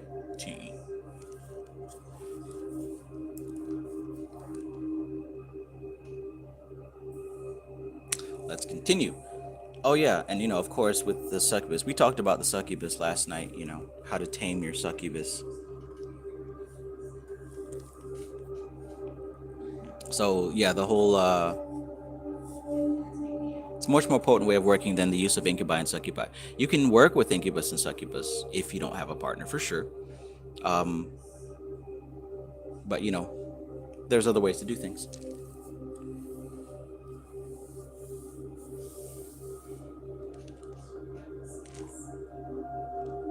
Okay, so the second polarity that he's discussing here. Polarity between two of a different sex. Here again, occultism is much on the side of old-fashioned morality. Whilst there is no point in upholding a bad marriage for the sake of Miss Grundy, unless there are children concerned, and their right to a home is paramount, outweighing any considerations of convenience for the father or mother. And whilst semi-permanent sexual relationships can be productive of much benefit to both parties concerned, there is little to be said for promiscuity. A temporary union rarely touches anything deeper than the senses and the emotions. Basic sex. The union of the tender affections, intellectual sympathies, and spiritual ideals is the fruit only of a long-standing relationship. This could be said to be a counsel of perfection, and rare and lucky are they who can achieve it. There may be nothing but good to be gained from breaking up a relationship which has become stale with usage and has degenerated into mere mutual toleration out of force of habit. Gosh, those are the worst. Can you imagine being stuck with somebody just based on habit? Just because you tolerate each other and you've been together long enough, that's the only reason you stay together? There's no energy there. As a matter of fact, it's draining.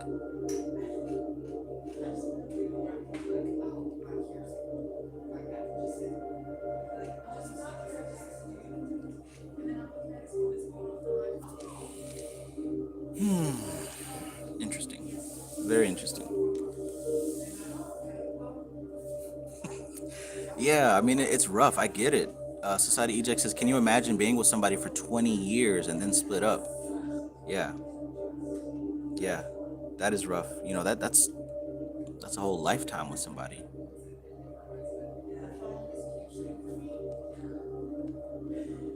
I imagine it's worse if you split up and then one person finds somebody else and the other one doesn't find a partner.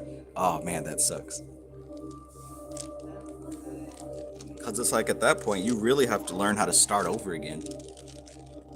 Yeah, man. It's a tough world out there. All right, so let's look at the third connection. Polarity between force and form proceeding from the same source. In other words, the relationship between brother and sister. And by the word relationship is meant a real psychological rapport, not a mere biological categorizing. Thus, the brotherhood and sisterhood between members of an esoteric fraternity, the Magus Society, can be every bit as real as that between two offspring of the same physical parents. As mentioned before in this chapter, there's a relationship in spirit as well as in blood. Greetings, family. Peace, family.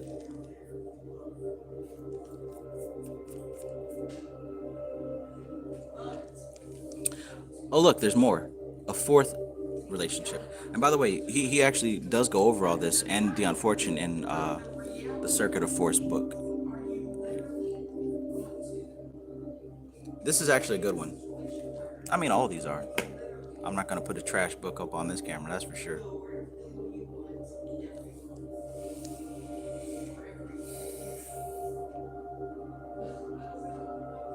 Louis says, yeah, most people relinquish realistic expectations just to satisfy harmful romantic ideas. That's the autopilot. You know what I'm saying? That's the autopilot. It's difficult to think for yourself if you're not used to doing it. So instead of thinking for ourselves, we just react to what the human egregore says that we should do. You know, Disney Channel romantic programming.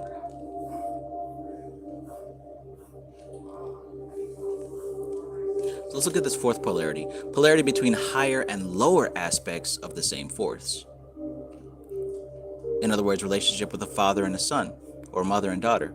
Yeah, this all looks familiar. Yeah. Okay, so father and son, mother and daughter. Here again, the same applies in spirit as well as blood. There is the relationship of all men and women to God the Father and God the Mother. It often happens, therefore, that a child who is on very bad terms with the father may be upon a cycle of karma relating to an original rejection of God the Father in spiritually primeval days. I've read this before verbatim. Now I have to know where I found it. I don't know if this was Circuit of Force or if this was in one of W. Butler's books. But I've definitely read this before. Now I've got to find it.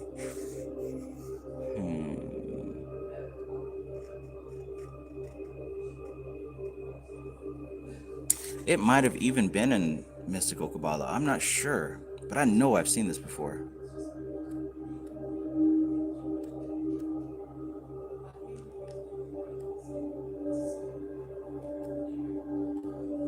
I'm gonna find it. I'm gonna find it. Oh, cool.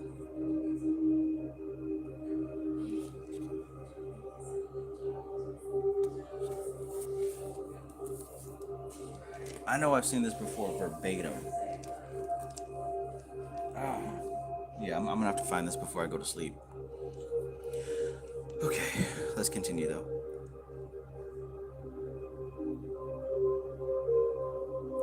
Louis says, read that again, please. Okay. Okay.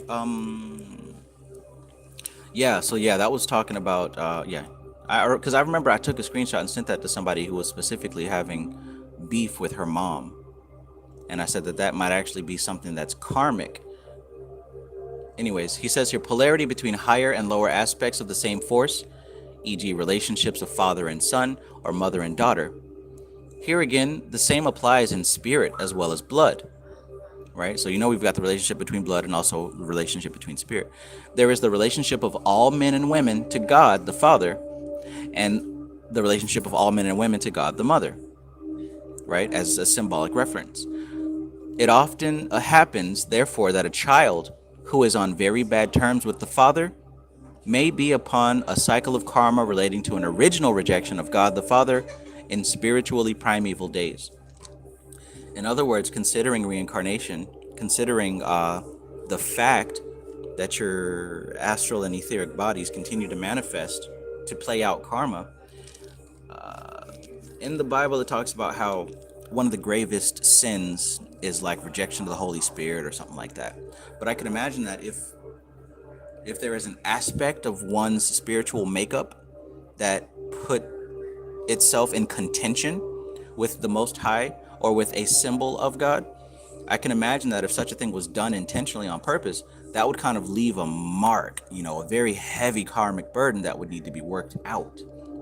So I could see that individual incarnating and having problems with a father figure every incarnation, or a problem with the mother figure every incarnation, in an attempt to work out that quote-unquote original sin, in an attempt to work out the aspect of that person's etheric body, astral body, that is out of alignment with the cosmic pattern, right? Because all relationships in our lives are a representation of what's happening in our etheric and astral and causal bodies and mental bodies.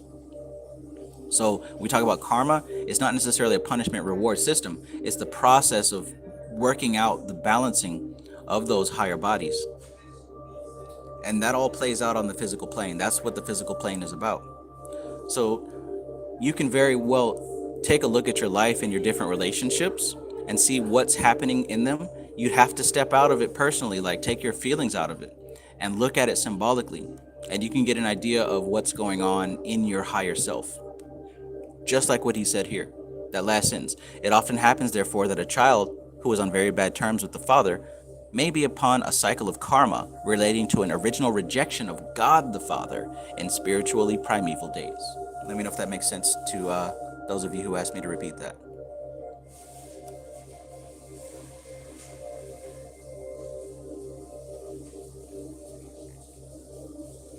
Louis, yeah, I remember you sent me, or you were telling me about John Baines.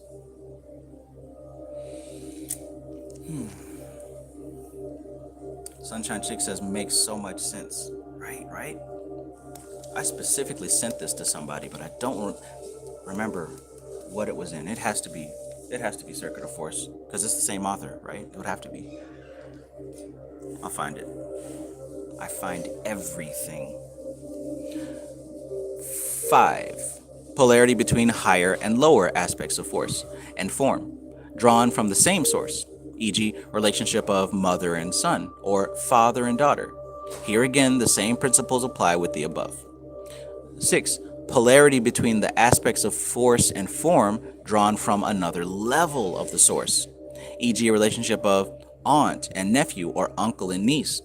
On high esoteric levels, the relationship between humanity and earlier evolutions could be cataloged under this heading. The overshadowing of a high initiate by a Lord of Mind, for example, or the overshadowing of the Lord Jesus with the Christ force. You see what he said there? Got to be able to stretch your mind into the as above, so below. In other words, there's a relationship between what's going on in the mundane and also on the supramundane. So I'll read that again.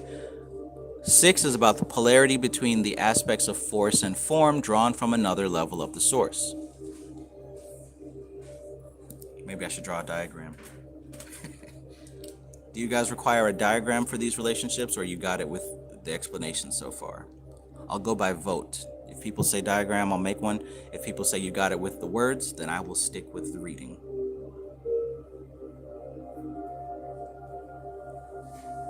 Oracle of Medusa says, so mine would be with the god, the mother. She is born on 11/14, and I am born on 2/14. Same time. There's definitely a karmic relationship there. And you know, no fear, nothing bad. It's just something that should be taken into consideration, because when you see a karmic relationship like that, it's going to play out in the autopilot aspect. You're going to do it unconsciously. You're going to do it automatically, right? Usually if you have a problem with a family member like that, you don't think about it. You just automatically get upset. They trigger you so easily because it's embedded in the emotional level. So the way that you neutralize that and overcome it is just like everything else. You practice non-attachment. You observe the situation and observe how your mind is behaving in that moment, and don't give in to being influenced by those memories. Don't let her piss you off, right? Don't let her make you upset. Don't let her manipulate you. Just observe and react neutrally and from a level of compassion. That's how you begin to heal. What do they call those things? Generational curses and karmic bonds and stuff like that. You don't heal it by paying somebody on Facebook to say some words to you. You heal it by learning how to not let it influence you anymore.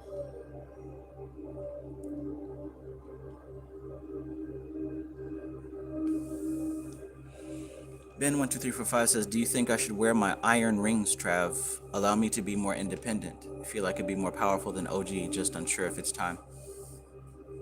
Well, if you're uncertain, then you probably should not. You should probably only do something like that if you are confident in what you're doing.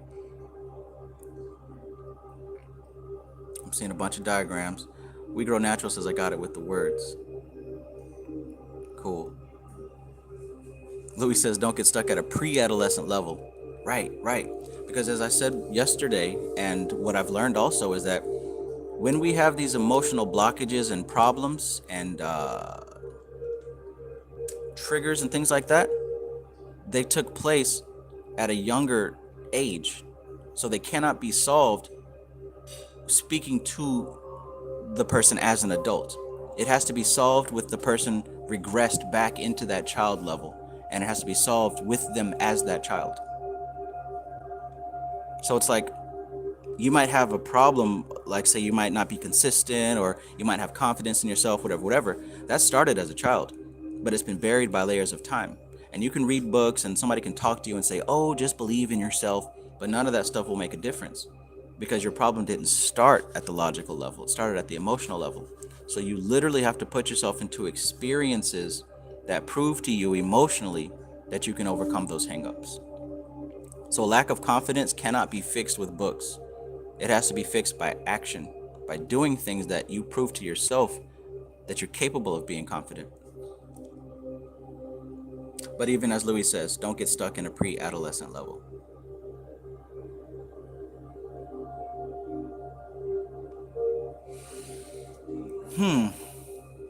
Interesting stuff.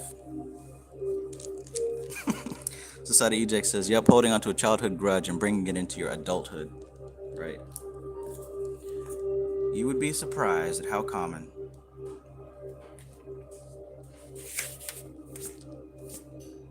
What's even more bizarre is, being a child and being raised by your parents. And as a child, you think that your parents are perfect examples of adults.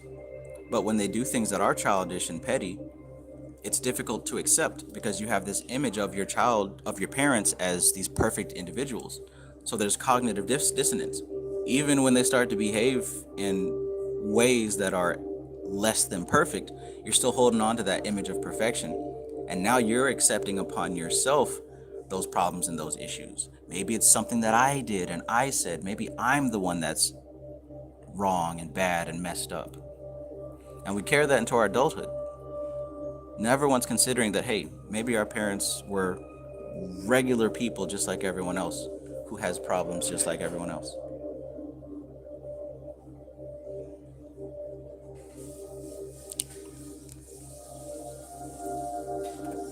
The more you know.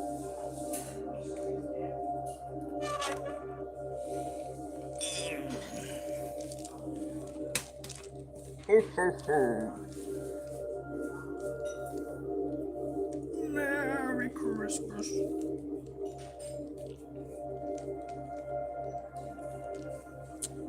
Okay, so let's see about these different polarities.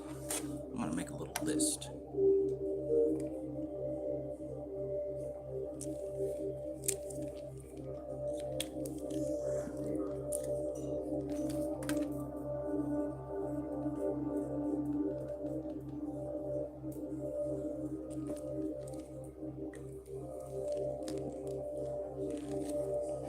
So we're going to go over these different polarities, and it looks like there are 9 of them. Wow.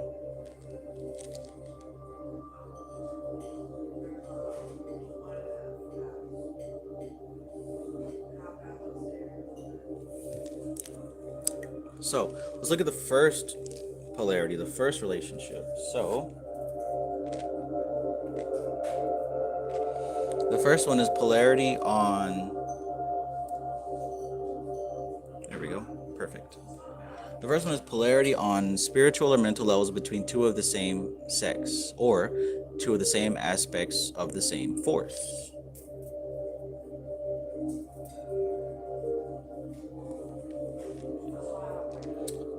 What can we use for symbols of male and female? What's a good symbol for masculine and feminine? I can do plus or minus. I can do an upward triangle, downward triangle. Somebody give me a suggestion.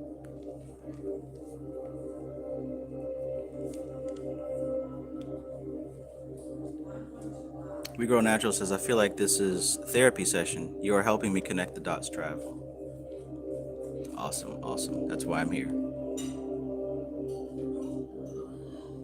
Society Eject says cat and dog. Ben Zero says point and 0. That's good. Okay, how about we'll use a cross and a circle? Right? So, no, that won't do.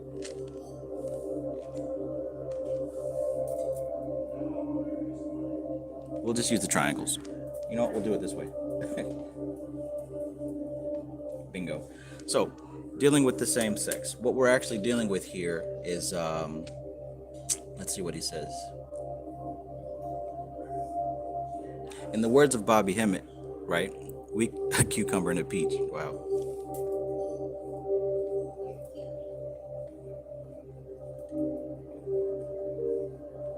Words of Bobby Hemmett, we could say amplification, right?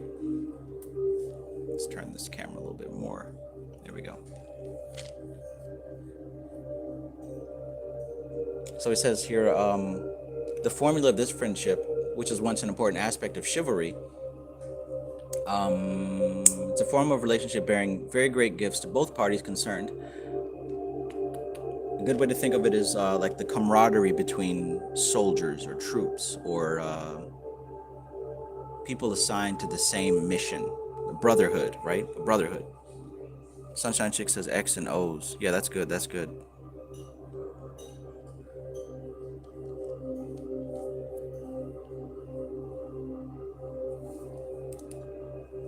All right, we'll do X's and O's.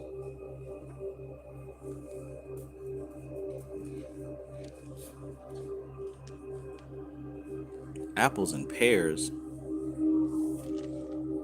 I don't know about that one.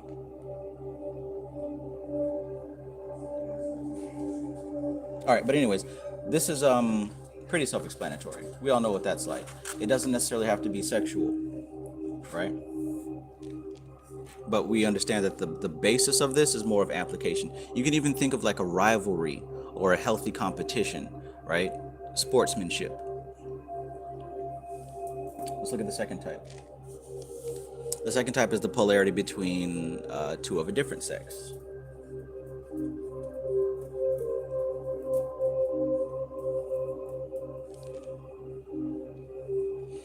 And let's see what he says here. He says it's productive to the benefit of both parties, but let's see. The union of the tender affections, intellectual sympathies, and spiritual ideals is the fruit only of a long-standing relationship. But anyway, this one is also pretty self-explanatory.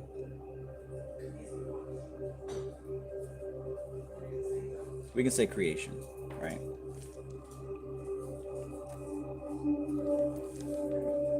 Let's look at the third type.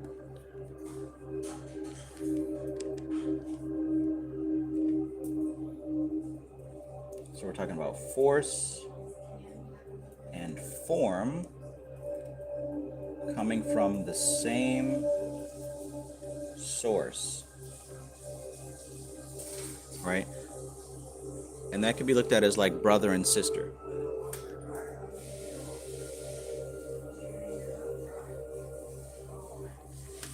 Makes sense?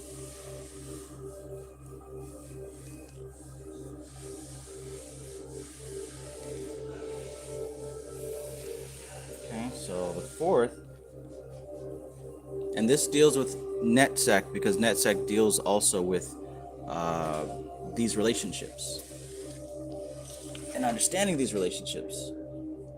But it says in verse 16, the overall factor of Netsec is polarity. And by polarity, it's meant the relationship in any of its many and various forms. So I said it might be a good idea to list some of the different forms, right? So that's why we're going over this. Most of this is pretty obvious, but he's listed 9 different types. So that's what the chart is about. So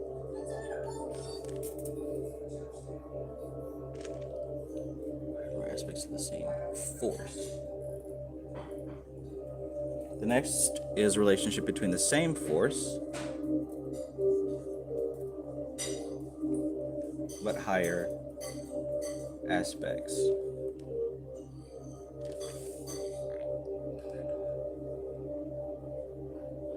So here we're looking at father and son, mother and daughter.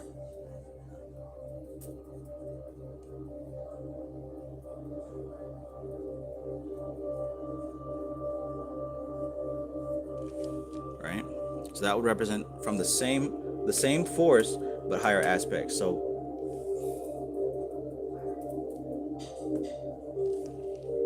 father and son, the same force but different aspect. Mother and daughter, the same force, but one is higher, one is lower. Or one could even see this in the tarot as the king cards and also the knight cards, or the queen cards and the page cards. You also can see this in Bina and Malkuth.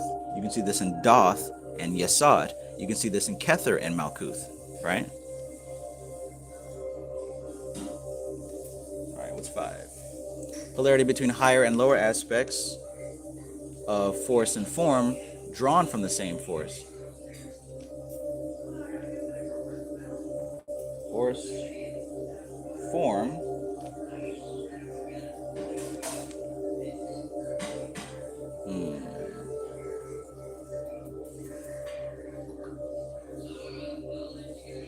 from the same source.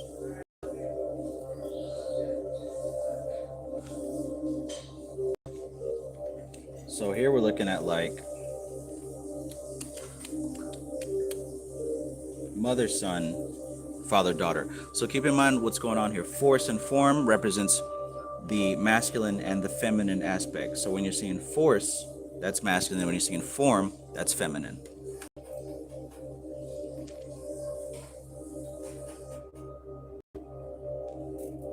So we're looking at mother and son, father, daughter.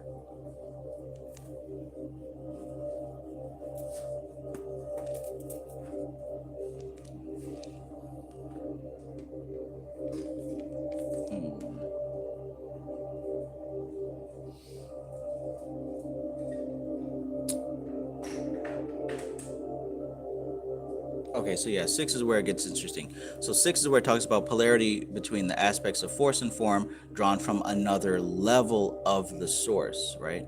So on esoteric levels, he says the relationship between humanity and earlier evolutions could be cataloged under this heading. Also, the overshadowing of a high initiate by a Lord of Mind, for example, or the overshadowing of the Lord Jesus with the Christ force. That's why I wanted to do this. So in other words, we're looking at the relationship basically between an initiate at the Hod level actually making contact and being overshadowed by the force that would be in Chesed. So that's when one starts to tap into what they're actually working with and not just pretending.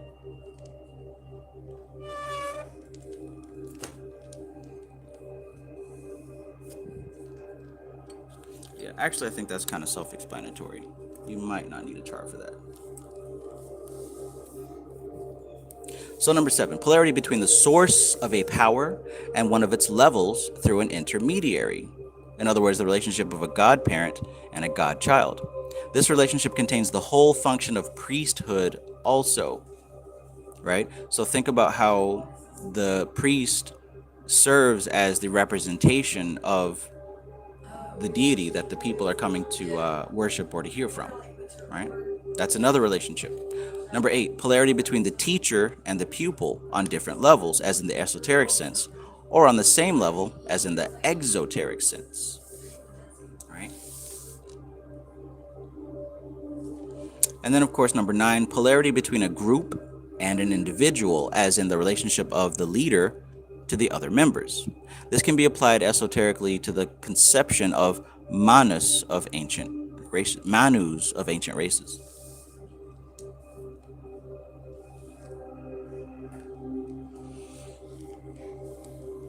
So verse 17. There is much teaching on polarity in mythological stories and also in great literature. Lancelot and Guinevere, Tristan and Isolde, Paolo and Francesca, Romeo and Juliet are all initiatory types. One of the human abuses of the polarity principles of Netsec is the exaggeration of one particular aspect at the expense of the other aspect. And this can lead to a great tragedy, as exemplified in the great romances. Very often, trouble may stem from sexual magic in ancient times. The courtesan holds in modern times a very debased position, and deservedly so, for the motives are entirely commercial.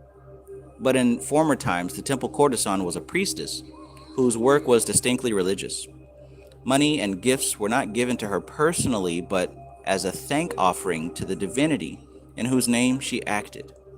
Function carried out in combination with ritual becomes a sacrament, as, for example, the eating and drinking of bread and wine, allied with ritual and sacramental acts in Christianity today. We talked about that last night. And in the same way, the sexual function was used in ancient days to bring through divine power to a high degree.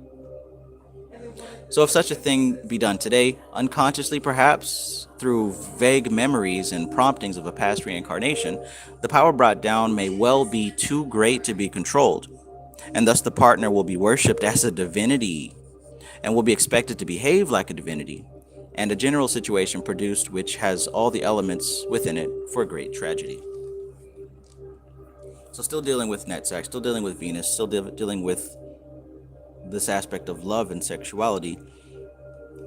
In the past, they had what modern day researchers call temple prostitutes or priestesses, and basically these people would serve as a sexual contact for the individual to connect with the divine. So it wasn't like today where you would just pay somebody to have sex. In these days, the priestess would invoke the spirit of the entity, and the person would come and have a sexual relation symbolic with the entity. And the money that was paid or donated would actually not go to the individual, but it would go to the church as a whole. Now, of course, Christianity came and took that away, but that has been going on in the human race for such a long time that we may even see echoes of it happening now. And what he says here is that, because this is deeply embedded within the racial memory, deeply embedded within the human memory. So, because it's been suppressed for so long by Christianity, it has resurfaced recently. And look at what he says here. So if such a thing be done today, unconsciously perhaps through vague memories and promptings of a past incarnation, the power brought down may well be too great to be controlled. And get this right here, because this happens. And thus the partner will be worshipped as a divinity and will be expected to behave like a divinity in a general situation produced which has all the elements within it for great tragedy. So through the sex, a person may be tapping into this same divine essence, but the problem is we attribute it to the person. And so now you go off worshiping this individual, and eventually, because the individual doesn't live up to this divine standard that you've created in your head, it's the perfect setup for tragedy.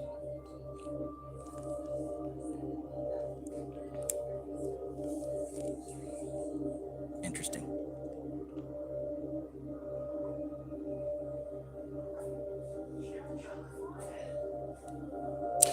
18. The contrasexual image of the Jungian psychology, of course, can be attributed to the Sephra Netsec, though strictly speaking, all the magical power of the archetypes belongs here. However, Netsec being the sphere of Venus, Aphrodite, the anima, has particular relevance. The action of this archetype is quite commonly known, that it is a projection of the man's ideas of the all-woman onto any particular woman who happens to be around and who bears sufficient resemblance to the archetypal figure for it to use her as a hook for it to be hung on. Do you get that? That's why many men have this tendency to build this image of like the perfect woman in their head, and in their search they go off projecting this image onto any female who's close enough. And the same thing happens where a disillusionment occurs because the man is trying to shape the woman into something of his desire, but that usually doesn't play out the way that it's expected because both parties now get upset.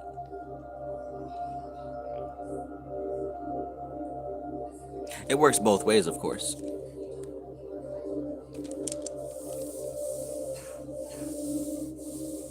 But yeah, I'll read that again. The action of this archetype is quite commonly known, that it is a projection of the man's ideas of the all-woman onto any particular woman who happens to be around and who bears sufficient resemblance to the archetypal figure for it to use her as a hook for it to be hung on. Thus the woman, who may be quite a shallow creature, is invested in the love-blind eyes of the lover with all the attributes which represent the ideal essence of womanhood to him. If the projection is mutual, a hasty and ill-advised marriage is often the result. A marriage which is extremely unlikely to last, for marriage is one way of really getting down to reality, and neither partner in such a case can live up to the lofty conception held within each other's psyche.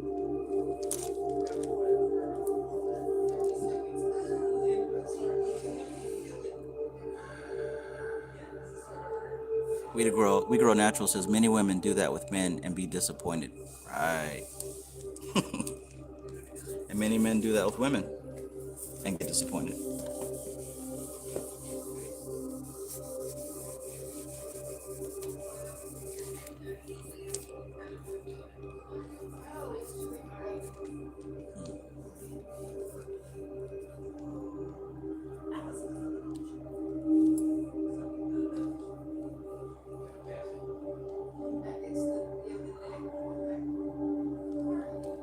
Hmm. 19. It is not generally realized, though, that the contrasexual image is often the image of the higher aspects of the soul itself, which are seeking union with the lower self. Thus, the best way to overcome the domination of a powerful contrasexual image is through the way of religion. Thus, the high reverence for the Virgin Mary in Roman Catholicism, apart from its religious aspects, is also the psychological therapy. If the godlike attributes of the contrasexual image are being safely projected onto a religious object, which is really the true direction of projection anyway, there is less likelihood of them being projected onto another human being, with all the subsequent disillusion and possible tragedy that this will entail. There is considerable danger in the all masculine bias of the Protestant theology, and it no doubt is itself a symptom of the Anglo-Saxon Puritan heritage, which borders very closely on spiritual pathology. So just like what he's saying in this verse and the previous two verses, it's almost a natural human tendency to take that personified sexual energy and sexual image. It's a human tendency to do that, right? To create this perfect ideal. Jung called it the animus, right? So we gather all that energy, and what we do is we project it onto another person, this ideal that we, in our minds, convince ourselves that this person actually is. And it blinds us from seeing the person as they actually are. And this is what's happening with everybody and all these little drama, toxic relationships. But one of the things that Catholicism did right is that it provides a balance, right? Not only is there the masculine God in Christ, there's also Mother Mary. And what this does is it serves for us to take that image that we have in our head of this divine perfect woman or divine perfect man and place it where it belongs. This is bhakti. Remember we talked about bhakti yoga, worship? Well, it's a natural function for us to create this perfect ideal. But the thing is, the problem is when we project it onto another person. It's meant to be projected onto a symbol. And through that projection, we make contact with what we're actually reaching out for. Now, what I said before about the temple prostitutes, or in his words, the temple courtesan, it was a priestess. This was her job. Her job was to represent that idealized perfect woman for the man to come and have sex with his perfect idealized image, but not just out of lust. It was a spiritual ritual. And they literally went through the steps of her invoking this deity. And the priest would do the same thing. He would invoke the masculine deity and heal the woman through sex. And she would heal the man through sex. Like, this was a part of human civilization for most of our existence. That only changed when Christianity came and spread across the world. But before that, this was common occurrence because it's built into us. Everybody's doing this. But the problem is where we project that energy, where we project that idealization. You damn sure don't want to project that onto another person. That's the worst place to do it.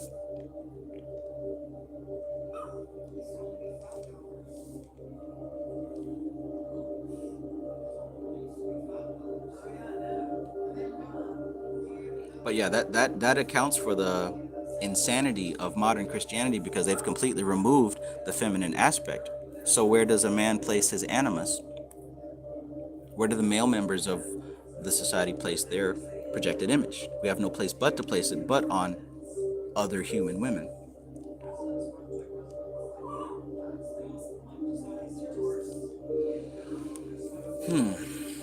Good stuff. Yamaika says it's a large bandwidth of information and no individual could possibly fulfill all of it. Exactly.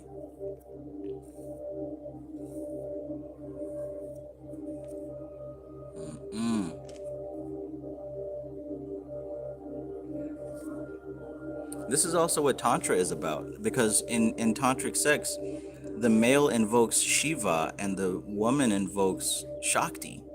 And it's not just having sex, it's a symbolic ritual of cosmic patterns.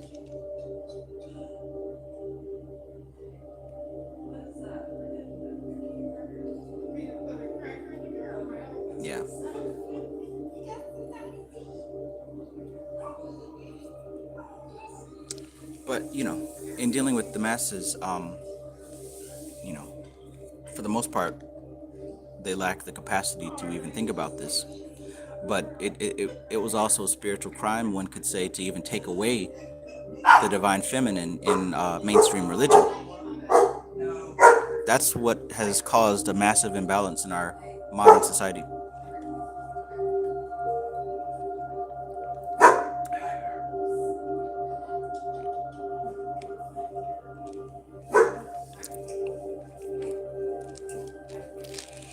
So, verse 20. The subject of polarity, sexual or otherwise, is a vast one, and volumes could be and have been written about it. All its subtleties, however, are under the province of Netsec, and in view of this, Netsec is perhaps the most subtle and intricate sephira on the whole tree, and there is scope for much research upon it in the light of many mythological cycles relating to it. Aphrodite is the main god form of the sephira, and like all the gods and goddesses, has a dark and a bright side. As a rough classification, the white Aphrodite can be assigned to the Atziluth and Bria of Netzach, and the dark Aphrodite to the Yetzirah and Asaya. A useful glyph for meditation deriving from this is a pillar or a figure of Venus or Aphrodite, in which the upper half is white and the lower half is black. Also, the two great symbols of Aphrodite, the dove and the leopard, can be assigned to the higher and lower aspects, respectively. Broadly speaking, in sexual relationships, these represent the happy and fruitful mate on the bountiful bright side, whose obverse aspect is the wanton, and the dominating mate of the dark side, whose obverse aspect is the calculating wanton, who uses the destructive aspect of Aphrodite for selfish ends. There is no rigid classification, however, and the combinations of aspects are infinite in real life, as the same person can manifest different aspects at different times. The great figures of myth, legend, and literature provide more consistent types for study. For example, Guinevere, Morgan Le Fay, Desdemona, Lady Macbeth, Juliet, Clytemnestra, Electra, and so on.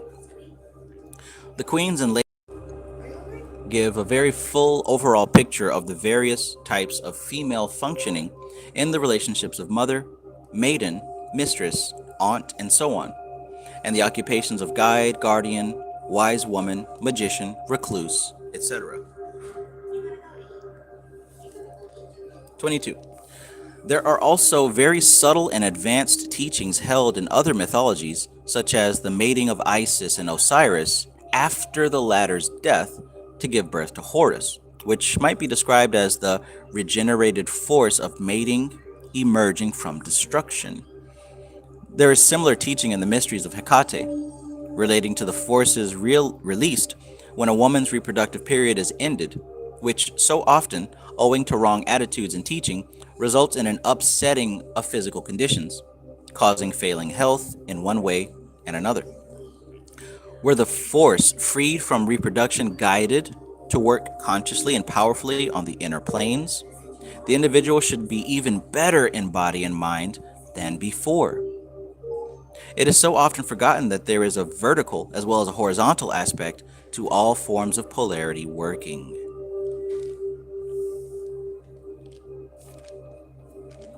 That's something there for the women to research. I'm not a woman, so I can't speak on it deeply, but I've heard many things about this concept. The transmuting of that force.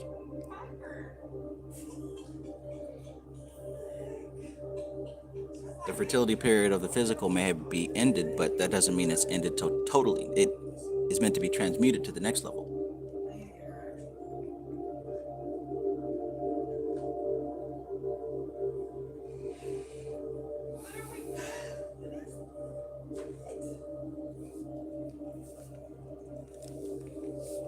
Verse 23. In view of this, Venus Aphrodite is sometimes called the Awakener. This does not only refer to the awakening of the horizontal polarity of sex, but also to the vertical polarity of inner plane consciousness and contacts. Another aspect of this awakening force is evident particularly in the arts, where the creative imagination is always bringing in new forms and conceptions, usually resulting at first in great antagonism from those who are not readily awakened to the new experience. Hence the battle against indifference and hostility that almost every great creative artist has to face before his work is first accepted and then drawn into the bulk of established academicism, which later artists in turn have to fight against. Similar difficulties occur in other branches of human creative activity. The pioneer is always resented, whether he be a scientist, doctor, or occultist. They hate me.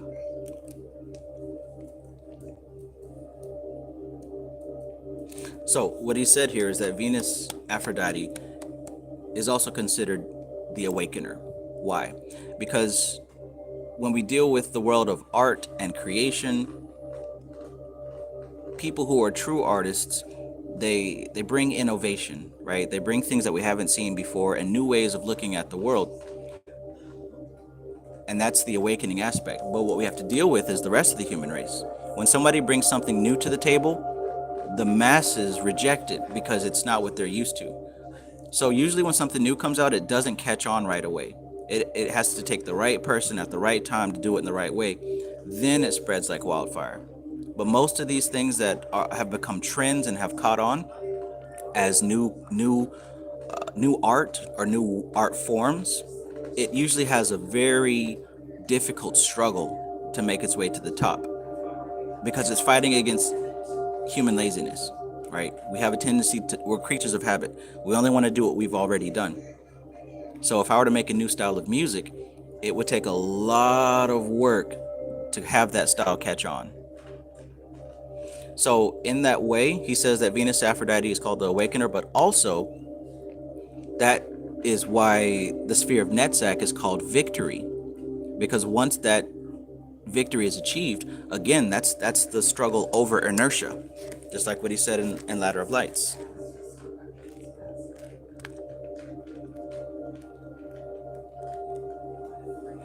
In Ladder of Lights, he says, in basic terms, it is an emotional reaction to the result of input energies over encountered resistance. We apply power to a path, overcome the natural resistance that we're met with, and the subsequent result is victory. Venus Aphrodite. So that's what the victory is talking about when we're talking about Netsec. Victory, achievement.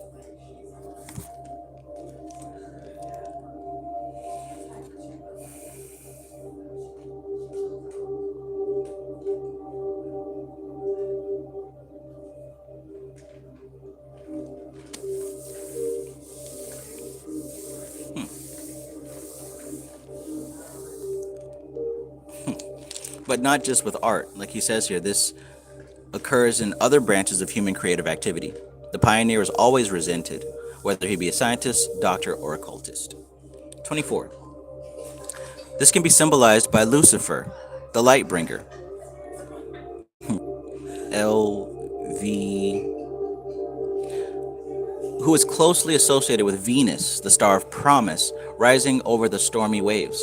And it is not to be expected that the victory of Netsec should be achieved without valor, firmness, and struggle.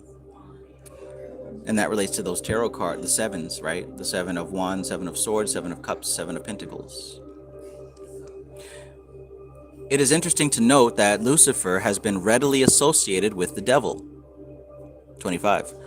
Another very esoteric formula is that of the son of his mother, having reference to the goddess bringing forth a son who, when adult, is reabsorbed into her womb on the highest arcs.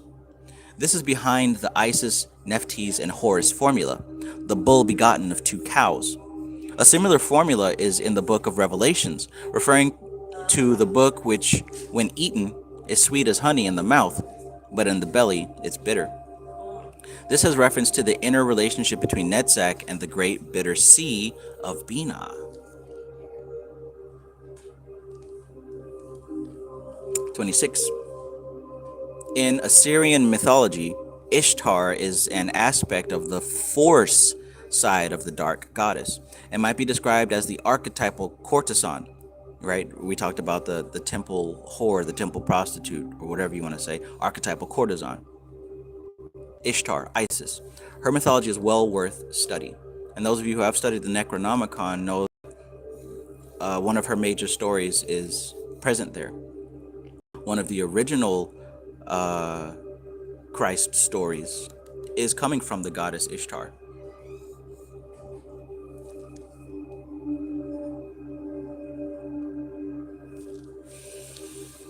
Hmm. 27. A mythological figure having much to do with the forces of Netsec is Orpheus. This great being brought harmony to the elements, birds, beasts, and trees, though in the myth did not bring it to man. This latter might be called the work of the Aquarian Orpheus. So keep that in mind. Orpheus brought harmony to the elements, to the birds, the beasts, and the trees, not to human, not to man.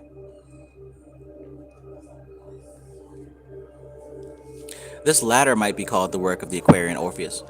Orpheus is the presiding figure over what is called the green ray, which might be considered as having three facets: fair proportion or philosophy, power, harmony, including serenity or poise. Orpheus can thus be regarded as the balancing power in the lower planes, as Thoth is in the higher planes. Keep that in mind. Orpheus would represent balance in the lower planes, Thoth would represent balance in the higher planes.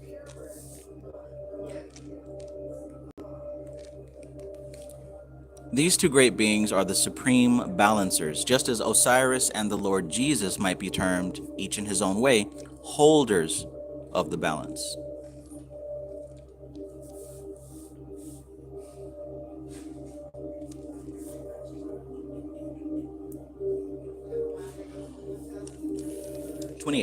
Furthermore, there is much significance in the great seven-stringed lyre of Orpheus, 7 being the number of Netsec and also the number of planes in the universe and cosmos. So with that being said, it might be a good idea to take a brief look at Orpheus, right?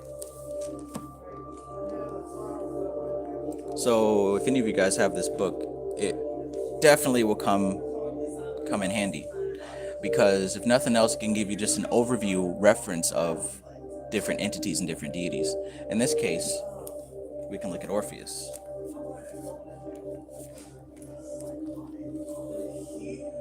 Alright, I'm not going to read the whole thing, but just a few key points that I saw regarding Orpheus. Orpheus and Dionysus are connected, but different. Even as this book said, Orpheus brought balance, harmony, and peace to the force, right? To the elements, to the animals, and to nature, not necessarily to man. And remember, in the beginning of this chapter, one of the symbols of Venus, of Netsec, was the rose. So let's check out Orpheus. Orpheus, the spirit of the power of music, has had many incarnations. He's an exceptionally powerful Thracian deity. He was incorporated into the Greek pantheon as a muse's son and disciple of Apollo. Does anybody know which sphere on the Tree of Life Apollo would relate to? He's a subject of various mystery traditions. So, Orpheus's earliest manifestations is as a deity from Rhodope mountains of Thrace. An immensely powerful spirit, he is most famous as a magical musician. Accompanying himself on the lyre, Orpheus' singing is so sweet and powerful, he charms wild animals, diverts rivers, and lulls rocks to sleep.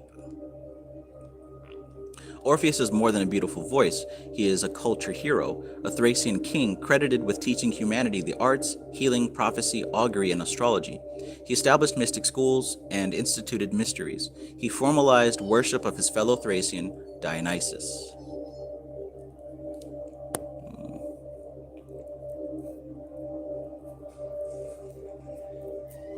So by the way, Apollo relates to the sun, right? So let's look at, the whole reason I said that is because we're dealing with Orpheus here in Netsec, and here's the sun, Tifereth, Apollo, Orpheus being the son of Apollo.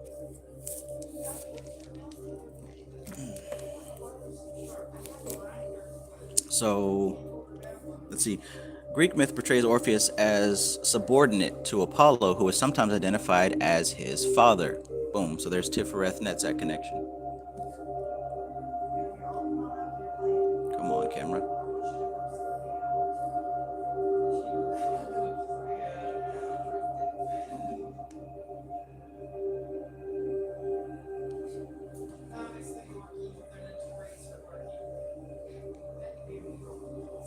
Okay, there we go. So, yeah, another Greek myth suggests that when Orpheus was a child, he met Apollo, who was visiting the Muses. Apollo liked the kid and gave him a lyre and some music lessons. Orpheus is portrayed as a faithful disciple of Apollo, with whom he allies himself with, rather than with Apollo's rival, Dionysus. Orpheus's most famous myth involves his love for Eurydice and his willingness to enter Hades in an attempt to bring her back to life. This myth may be based on ancient tales. This myth may be based on ancient tales regarding Orpheus's powers over death. In the most famous Greek myth, those powers ultimately fail. Orpheus is not able to resurrect Eurydice. Hades remains stronger. However, there are other versions of the myth where Orpheus succeeds. So get this, returning to Earth without Eurydice, Orpheus rejected all women, preferring the love of men. He returned to Thrace, where he is described as introducing the Greek tradition of pederasty. That might be a word to look up if you don't know what that means. Plato claimed that Orpheus despised women so much, he refused to be reborn from a woman's womb. Orpheus died soon after, literally ripped to pieces by women, in the matter of a Dionysian sacrifice. Now, two possibly overlapping mythic versions of his death exist. One, Thracian women killed him for rejecting the love and companionship of women, or two, Thracian Maenads killed him for betraying Dionysus and allying with Apollo.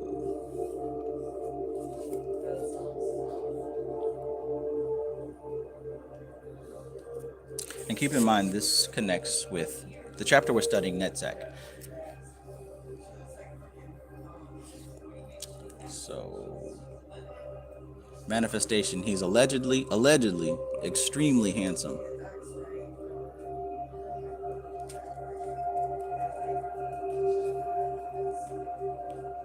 Orpheus is usually portrayed singing and playing his lyre. Classical images depict him wearing Thracian clothes. Okay.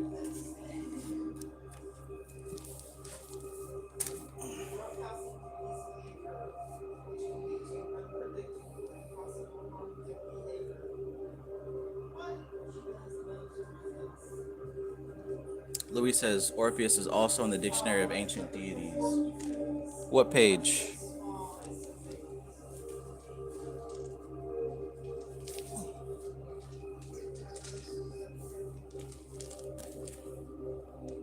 If you can give me the page number, then I'll pull it up.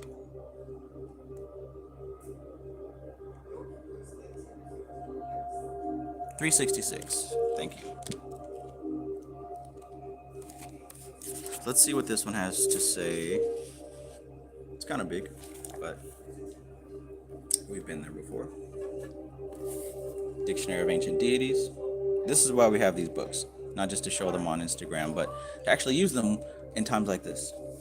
So, by the way, I'm just picking out Orpheus here. If this were like a personal study, we could also look into Aphrodite and, Ishtar and some of the others that were named. It's good practice to do so for research purposes. So, Orpheus, right here. A famous lyrist, he's the son of Apollo and the musical muse Calliope, and husband of Eurydice. He received his lyre from Apollo and played upon it so exquisitely that all things, animate and inanimate, were charmed. So, I'll stop right there. That has to do with him being an avatar of Netzach, of Venus. Remember, I talked in the beginning about how the gods, or the Elohim, they provide the substance of which we are able to have contact with higher intelligence. That it only animates what we already have in our minds, the symbols that we already have access to.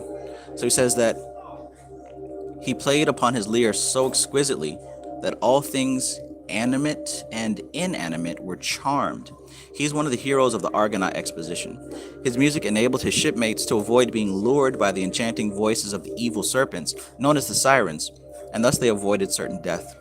On her wedding day, Eurydice, the new wife of Orpheus, was trying to escape the romantic overtures of Aristaeus, the beekeeper, said by some to be her husband's half-brother. A swarm of his bees chased her, and she was bitten by a snake and died. Orpheus followed her to Hades and begged Pluto to allow her to accompany him back to Earth. His request would be granted, he was told, if he would not look at his new bride until the borders of Hades had been passed. Doesn't that sound like, what's the story of the Pillar of Salt and them leaving, what's it called? Sodom and Gomorrah, that's it. But yeah, his request would be granted, he was told, if he would not look at his new bride until the borders of Hades had been passed. The temptation was too great. He looked and lost her forever. In grief for her, he spurned the Thracian women, who became incensed and tore him to pieces during the celebration of Dionysus.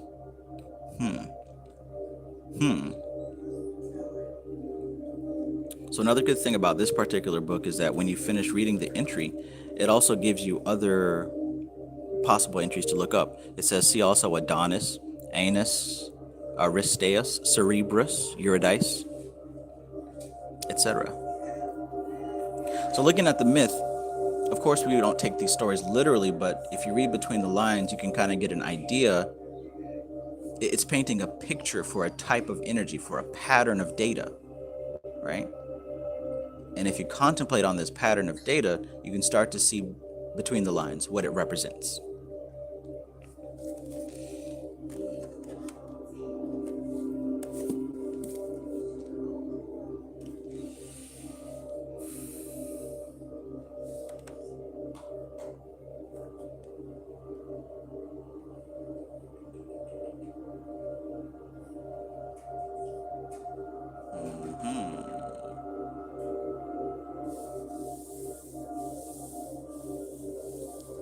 MC Maestro says there's a Japanese story where a god goes to the underworld to find his wife. He's told not to look at her for 3 days. He looks and all hell breaks loose.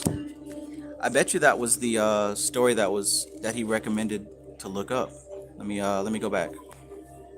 The first thing he says is compare Orpheus to Izanagi and Izanami. And why don't we do that? Izanagi and Izanami. You see, that could be, if you're into the Japanese pantheons, Japanese religion or mythology, that could be a Venus contact, a Netsec contact. So Izanagi and Izanami.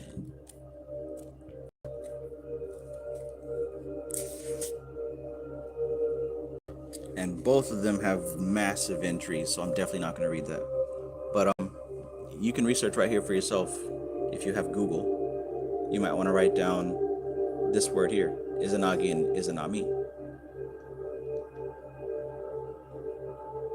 And right there, I see the last of the 7th generation, right? So 7, that's a Netsec contact right there.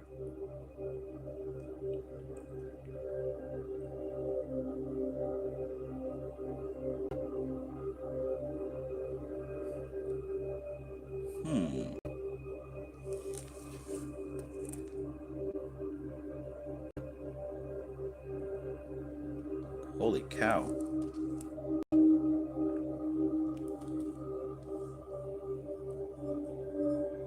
Yeah, that's definitely something that I would look up if you're interested in that. Izanagi and Izanami.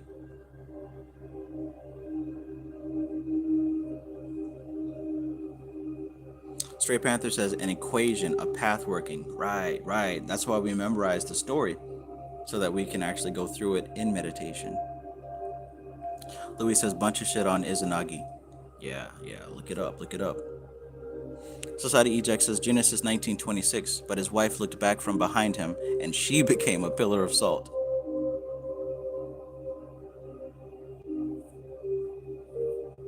MC Maestro says at one point in my development, I would have equated all this to aliens. Yeah, and somebody else would have equated it all back to Kemet and melanin. So, hey. We have all grown from our very humble origins.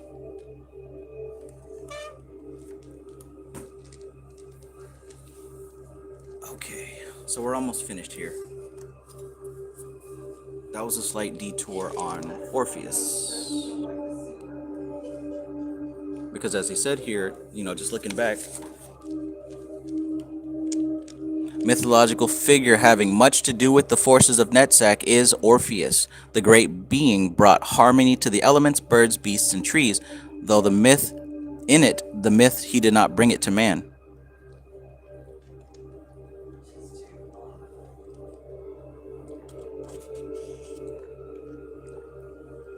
Orpheus can thus be regarded as the balancing power in the lower planes, as Thoth is the higher planes. They are supreme balancers. Furthermore, there is much significance in the great seven-stringed lyre of Orpheus, 7 being the number of Netzach and also the number of planes in the universe and the cosmos. 29. All these suggestions may not mean much at first reading, but they are meant only to indicate fruitful lines of individual meditation and research. Hence the detour. 30. There remain the vice and the virtue of the Sephiroth to consider. Unselfishness is really the prime necessity for any success in any polarity working, and this should be readily obvious even though difficult of application. Notice how polarity is the main theme of this sphere. The union, the yoga, right? The linking between two. Oh, I'm sorry about that, Straight Panther. Thank you, Louis. That was the Dictionary of Ancient Deities.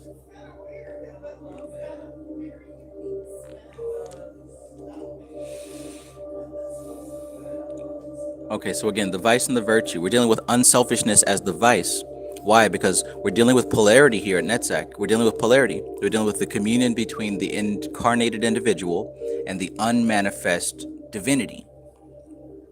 That's a polarity, as above, so below. The man and the God. Now, in order for that relationship to happen, there has to be some type of medium for the communication to take place.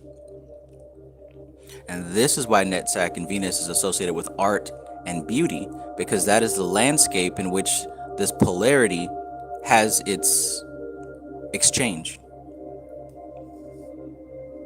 So the vice of this sphere is unselfishness, because he says unselfishness is really the prime necessity for any success in any polarity working, and this should be readily obvious even though difficult of application. The vices of unchastity and lust are not meant to be taken only in their sexual connotation. Unchastity is impurity and lack of clear definition in the use of force, resulting in blurred edges and general muddle, the opposite of the firmness of Netsec.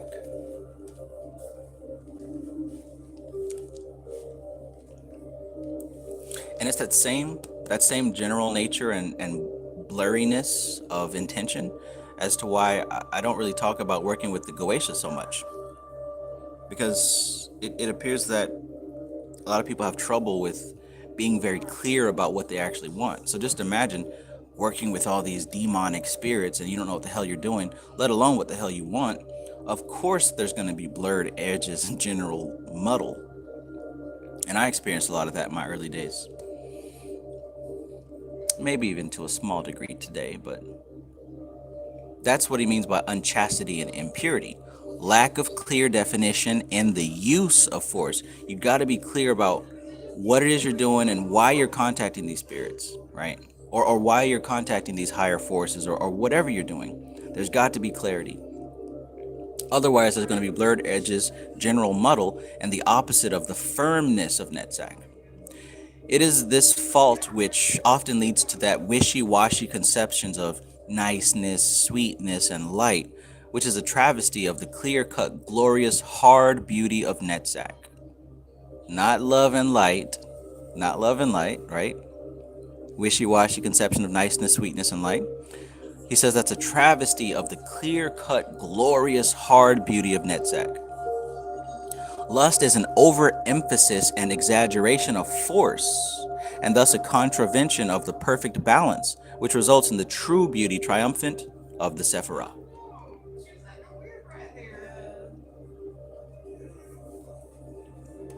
31.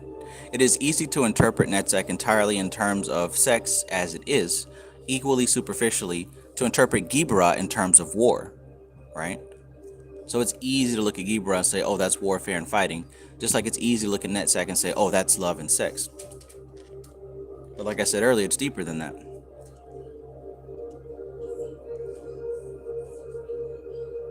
The beautiful naked woman of the magical image can be identified with Venus Aphrodite, as long as one remembers that there is more to the goddess than a kind of patron saint or cabaret and striptease shows. The dance of the seven veils is usually associated in the Western mind with frightful Oriental sensualism or naughty nightclubs. But if one considers the seven veils to be the seven planes of the universe, then the revealed naked goddess is obviously something far more than an object of eroticism. Just as the cosmic Eros is something much more than a chubby little love cherub.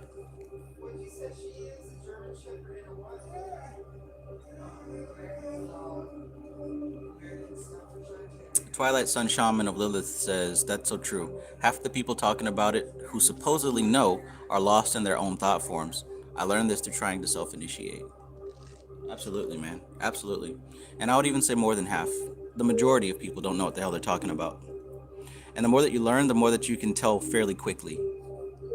Because it isn't necessarily the words that are used, it's how these concepts are arranged in a person's understanding.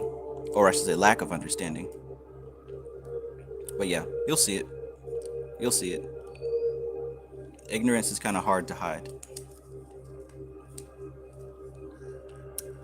But that's the way it's supposed to be. 32. The victory of Netsec is really the victory over all the false ideals evolved since and because of the fall. Such as, for example, the great lovers, the conception that an overwhelming passionate love for another human being is a purifying and ennobling thing. Heloise and Abelard, Romeo and Juliet, and all the rest were just victims of sheer glamour. Would you call that love? Do you know the difference between love and glamour? Or I should say, love and attachment. Do you know the difference between love and attachment? Sentimental attachment. And there are many other false ideals which are generously coated with a thick syrup of this same glamour. The brass bands and flying colors that incite men to kill one another, for example. Real war, like real love, is not a thing of glamour. The extermination of evil requires more the surgeon's attitude rather than the popular conception of a blood-stained patriotic hero going singing to his victory over death. Right? We think about the glorious warrior and we come up with an image of Captain America. But in truth, that's not what it's like at all. I remember when we first got Call of Duty on PlayStation, and I know that my dad was, a veteran and pretty intensely involved in some things that involved, warfare. He actually saw combat. And being a young person, I brought him into the room and like, hey, check this out. It's Call of Duty. It's so realistic.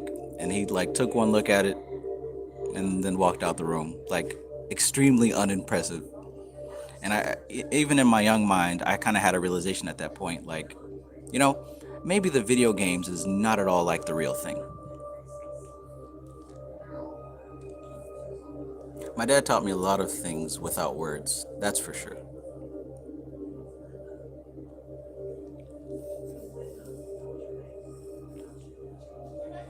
Real war, like real love, is not a thing of glamour.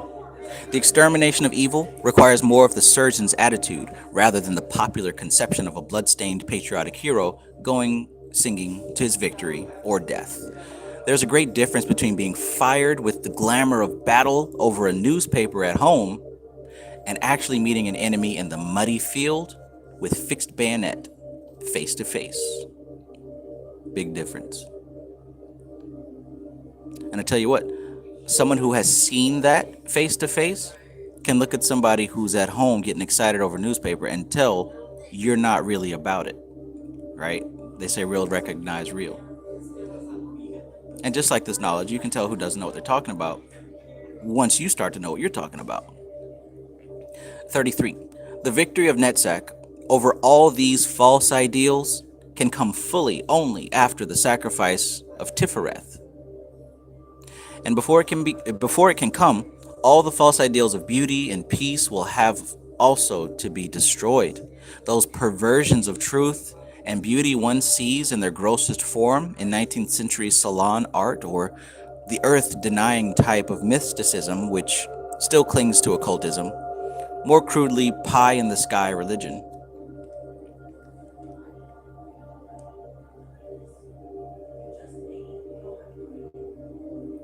34.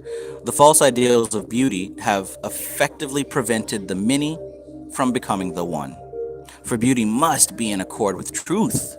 Thus, the spiritual experience better be called the vision of the triumph of truth and law, for that is beauty.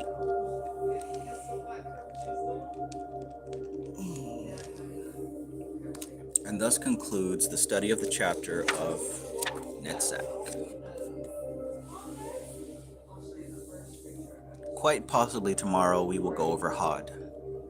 Glory. Quite possibly.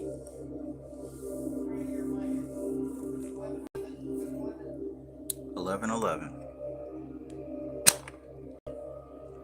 All right, so once again, what I would recommend for those of you who are serious students of this, to go back over this chapter in Ladder of Lights. There's a lot in here that I did highlight earlier, but decided that probably not going to go over it. But yeah, I would highly recommend going back to page 76 and reading about what was said here in the chapter on Netsec. Okay, and if you don't have that one, at least you got this one. Go over what she says about Netsec. MC Maestro says he must have wrote this in a construction site with all these bricks, right? Had to. Now, also in association with this, you might want to check out Circuit of Force. Because, like he said, Netsec is all about polarities. It's all about relationships between different type of relationships. He gave us 9 different examples of relationships that I was going to list out, but that was unnecessary because it's in the book. This is a good one to get. And if you're interested in the bloodline stuff, like I said, the Dragon Legacy, but it's probably not up your alley, so probably don't buy that. And make sure that you've got one of these on hand. And if you're able to, make sure you got this on hand as well.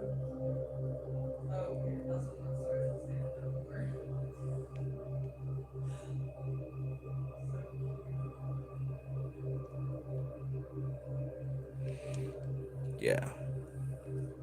A lot of good stuff going on.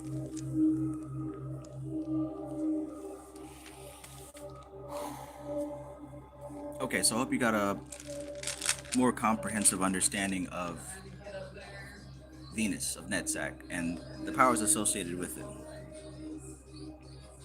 I don't know about any of these other people, what they're talking about, or most of these other books on Qabalah, but I know for a fact that these 3 are extremely solid. Extremely solid. Mystical Qabalah, Ladder of Lights, and the Qabbalah, Practical Guide to Kabbalistic Symbolism.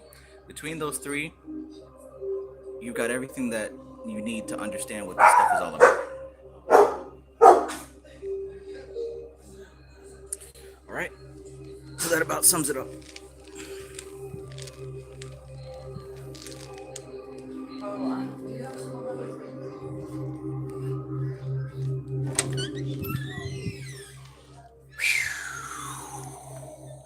That about sums it up. So I hope you guys found everything that you were looking for and more. Keep meditating, keep visualizing this stuff, because the journey doesn't end. And the deeper that you go, the more serious that it gets. So we're always dealing with all of these forces at all times. There's not a point that we're not. We're dealing with different levels of what we call memory or chitta. Chitta is the mind stuff. It's what we construct our reality out of. And the more that you understand about those different levels and layers, the more capacity of action you have, right? If you don't know anything, you can't do anything. If all you know is, you know, AB, then if I approach you with DEF, you're not going to understand or even believe or take seriously what I'm talking about. So understand that memory is multi-layered and it's not just yours, right? Your personal memory is only the thin surface of what memory actually constitutes, because memory goes extremely deep. You've seen my diagram, right? And I just found that I didn't even make that up. Like, that's what I put together myself based on studying Jnana Yoga and the four worlds of Qabalah. But looking even deeper, I found that other people have come to a very similar conclusion. I recently today somebody brought to my attention a diagram made by Carl Jung, and it looks exactly like the diagram that I made. Right? Now I didn't get mad because, oh, I thought I made it up, but that's awesome because that shows me I'm on the right track. I'm on the right track. I saw something that already exists. I'm gonna keep going because this is good stuff. But Carl Jung talks about archetypes, and this is what I've come to discover just off of reading this information. Underneath your personal memory, you start getting into shared memory. They call it the collective unconscious, right? They call it collective memory. This is why working with Goetia works and working with the archangels works, because we're working with forces and energies that are present within everyone, that are shared with everyone. So the more that you understand about these different levels of memory, like I said, the more capacity you have to make different decisions. If you don't know, there isn't much that you can do. So working with magic is not hocus pocus and cross your fingers. It's literally a science. And the deeper that you understand the science, the more capacity you have to make decisions.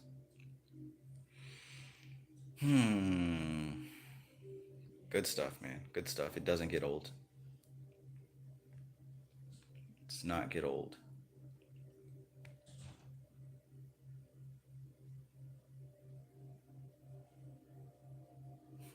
Good stuff. Good stuff.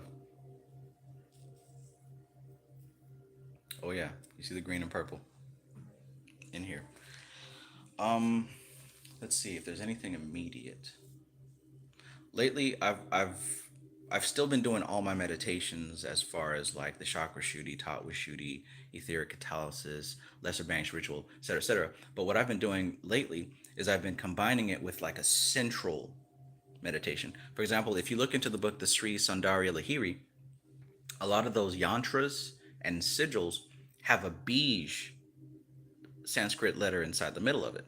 For example, the one that I focused on primarily was Shloka 3, and it had its yantra, but at the center, the bij was Kleem. So even though you're focusing on the whole verse of the shloka, you're also staring at a specific bij. And I went to go research and found that the bij mantra for Kleem has everything to do with attraction, which seemed to be the root of what that particular mantra represented. So what I've been focusing on lately is Om, just the Sanskrit symbol of Om. As I've been doing all my other meditations, I hold Om right in the center of my mind. And I've found that this has become helpful to me because as I get more advanced in my practice, I'm finding that when I go deep within myself, memories begin to come up, feelings begin to come up, fantasies become up. All these things start to come up and rise to the surface. And if I spend any attention on those things, they come to life, right? So I might be meditating on the tattvas, and eventually a distraction is going to come up. Now, if I veer off and worry about the distraction, I'm going to break my focus. Then I have to say, oh, let's come back to the center. I've been finding lately that it's easier to stay on track when I hold that Om in the center. So it's like as I'm holding Om in the center and I'm working on my other visualization, it's almost like it fills my awareness so it makes it less likely for something else to pop up. So that might be a suggestion or tip for you if you find yourself easily distracted in meditation. Not really for beginners. Don't do this if you're a beginner. If you're a beginner, stay focused on what you're focused on. But if you've been doing this for a while and you're able to go pretty deep with meditation and know what you're doing, then maybe experiment with holding a very simple yantra focus. In my example, I'm using Om right now, but previously I've used Kleem. And even like Hebrew letters, it doesn't matter. What matters is that you're crossing the barrier of just a form and getting behind that form and seeing what that form represents. Because remember what this chapter was about: the relationships, the union between two polar opposites, two polarities. So in this instance, it's an individual person and the God essence. Now, I can't comprehend the God essence, but what I can comprehend is Om. I can comprehend Kleem. I can comprehend different yantras and symbols. So by holding your focus on these symbols, when you sit down and go into meditation, you're opening a communication for what the symbol represents. So now the energy, the essence, the spirit behind that symbol has a place to communicate with you now, right? So this is when we talk about communication with spirits, it's not just you going around and doing it yourself, like, oh, well, the spirit said to me that you need to break up with your boyfriend. That's ego stuff, and you know it's ego. You know you made that shit up. What does a spirit care about that, right? Divine messages that I usually receive have nothing to do with no kind of petty everyday life. It usually has to do with something that, hell, sometimes I can't even use it because it's so, you know, grand. But just practical information for you. Keep your focus on a specific, clearly defined symbol and hold on to it for the duration of your meditation practice. What I'm seeing for myself is as I get more advanced, it's actually getting easier to be distracted. You would think that it would become, I get better, but the me getting better is to do with the fact that I realize that I have a choice to get distracted. You get what I'm saying? Before it was a struggle because I didn't know. I thought that distraction was stronger than me. Oh, I'm getting distracted. No, I'm realizing now that I have the choice. I have the power. When I'm meditating and I'm seeing all these wonderful things, sometimes it looks really nice, right? Sometimes the visualizations look so good. And right now, my struggle is when I sit down within the first 5 minutes, I see something amazing and I want to go run and write it down. But non attachment, right? Non attachment. I've got to sit through the duration of the exercise. So, yeah, I hope that this is helpful always. I know this stuff, so I'm not talking about it for me to hear it. Maybe this helps somebody. I hope so. Thank you for coming. I appreciate you.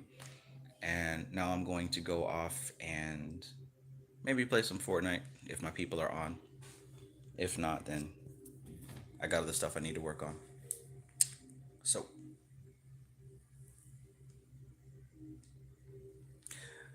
this is TK Trav, aka Travis Magus, here with LVX777.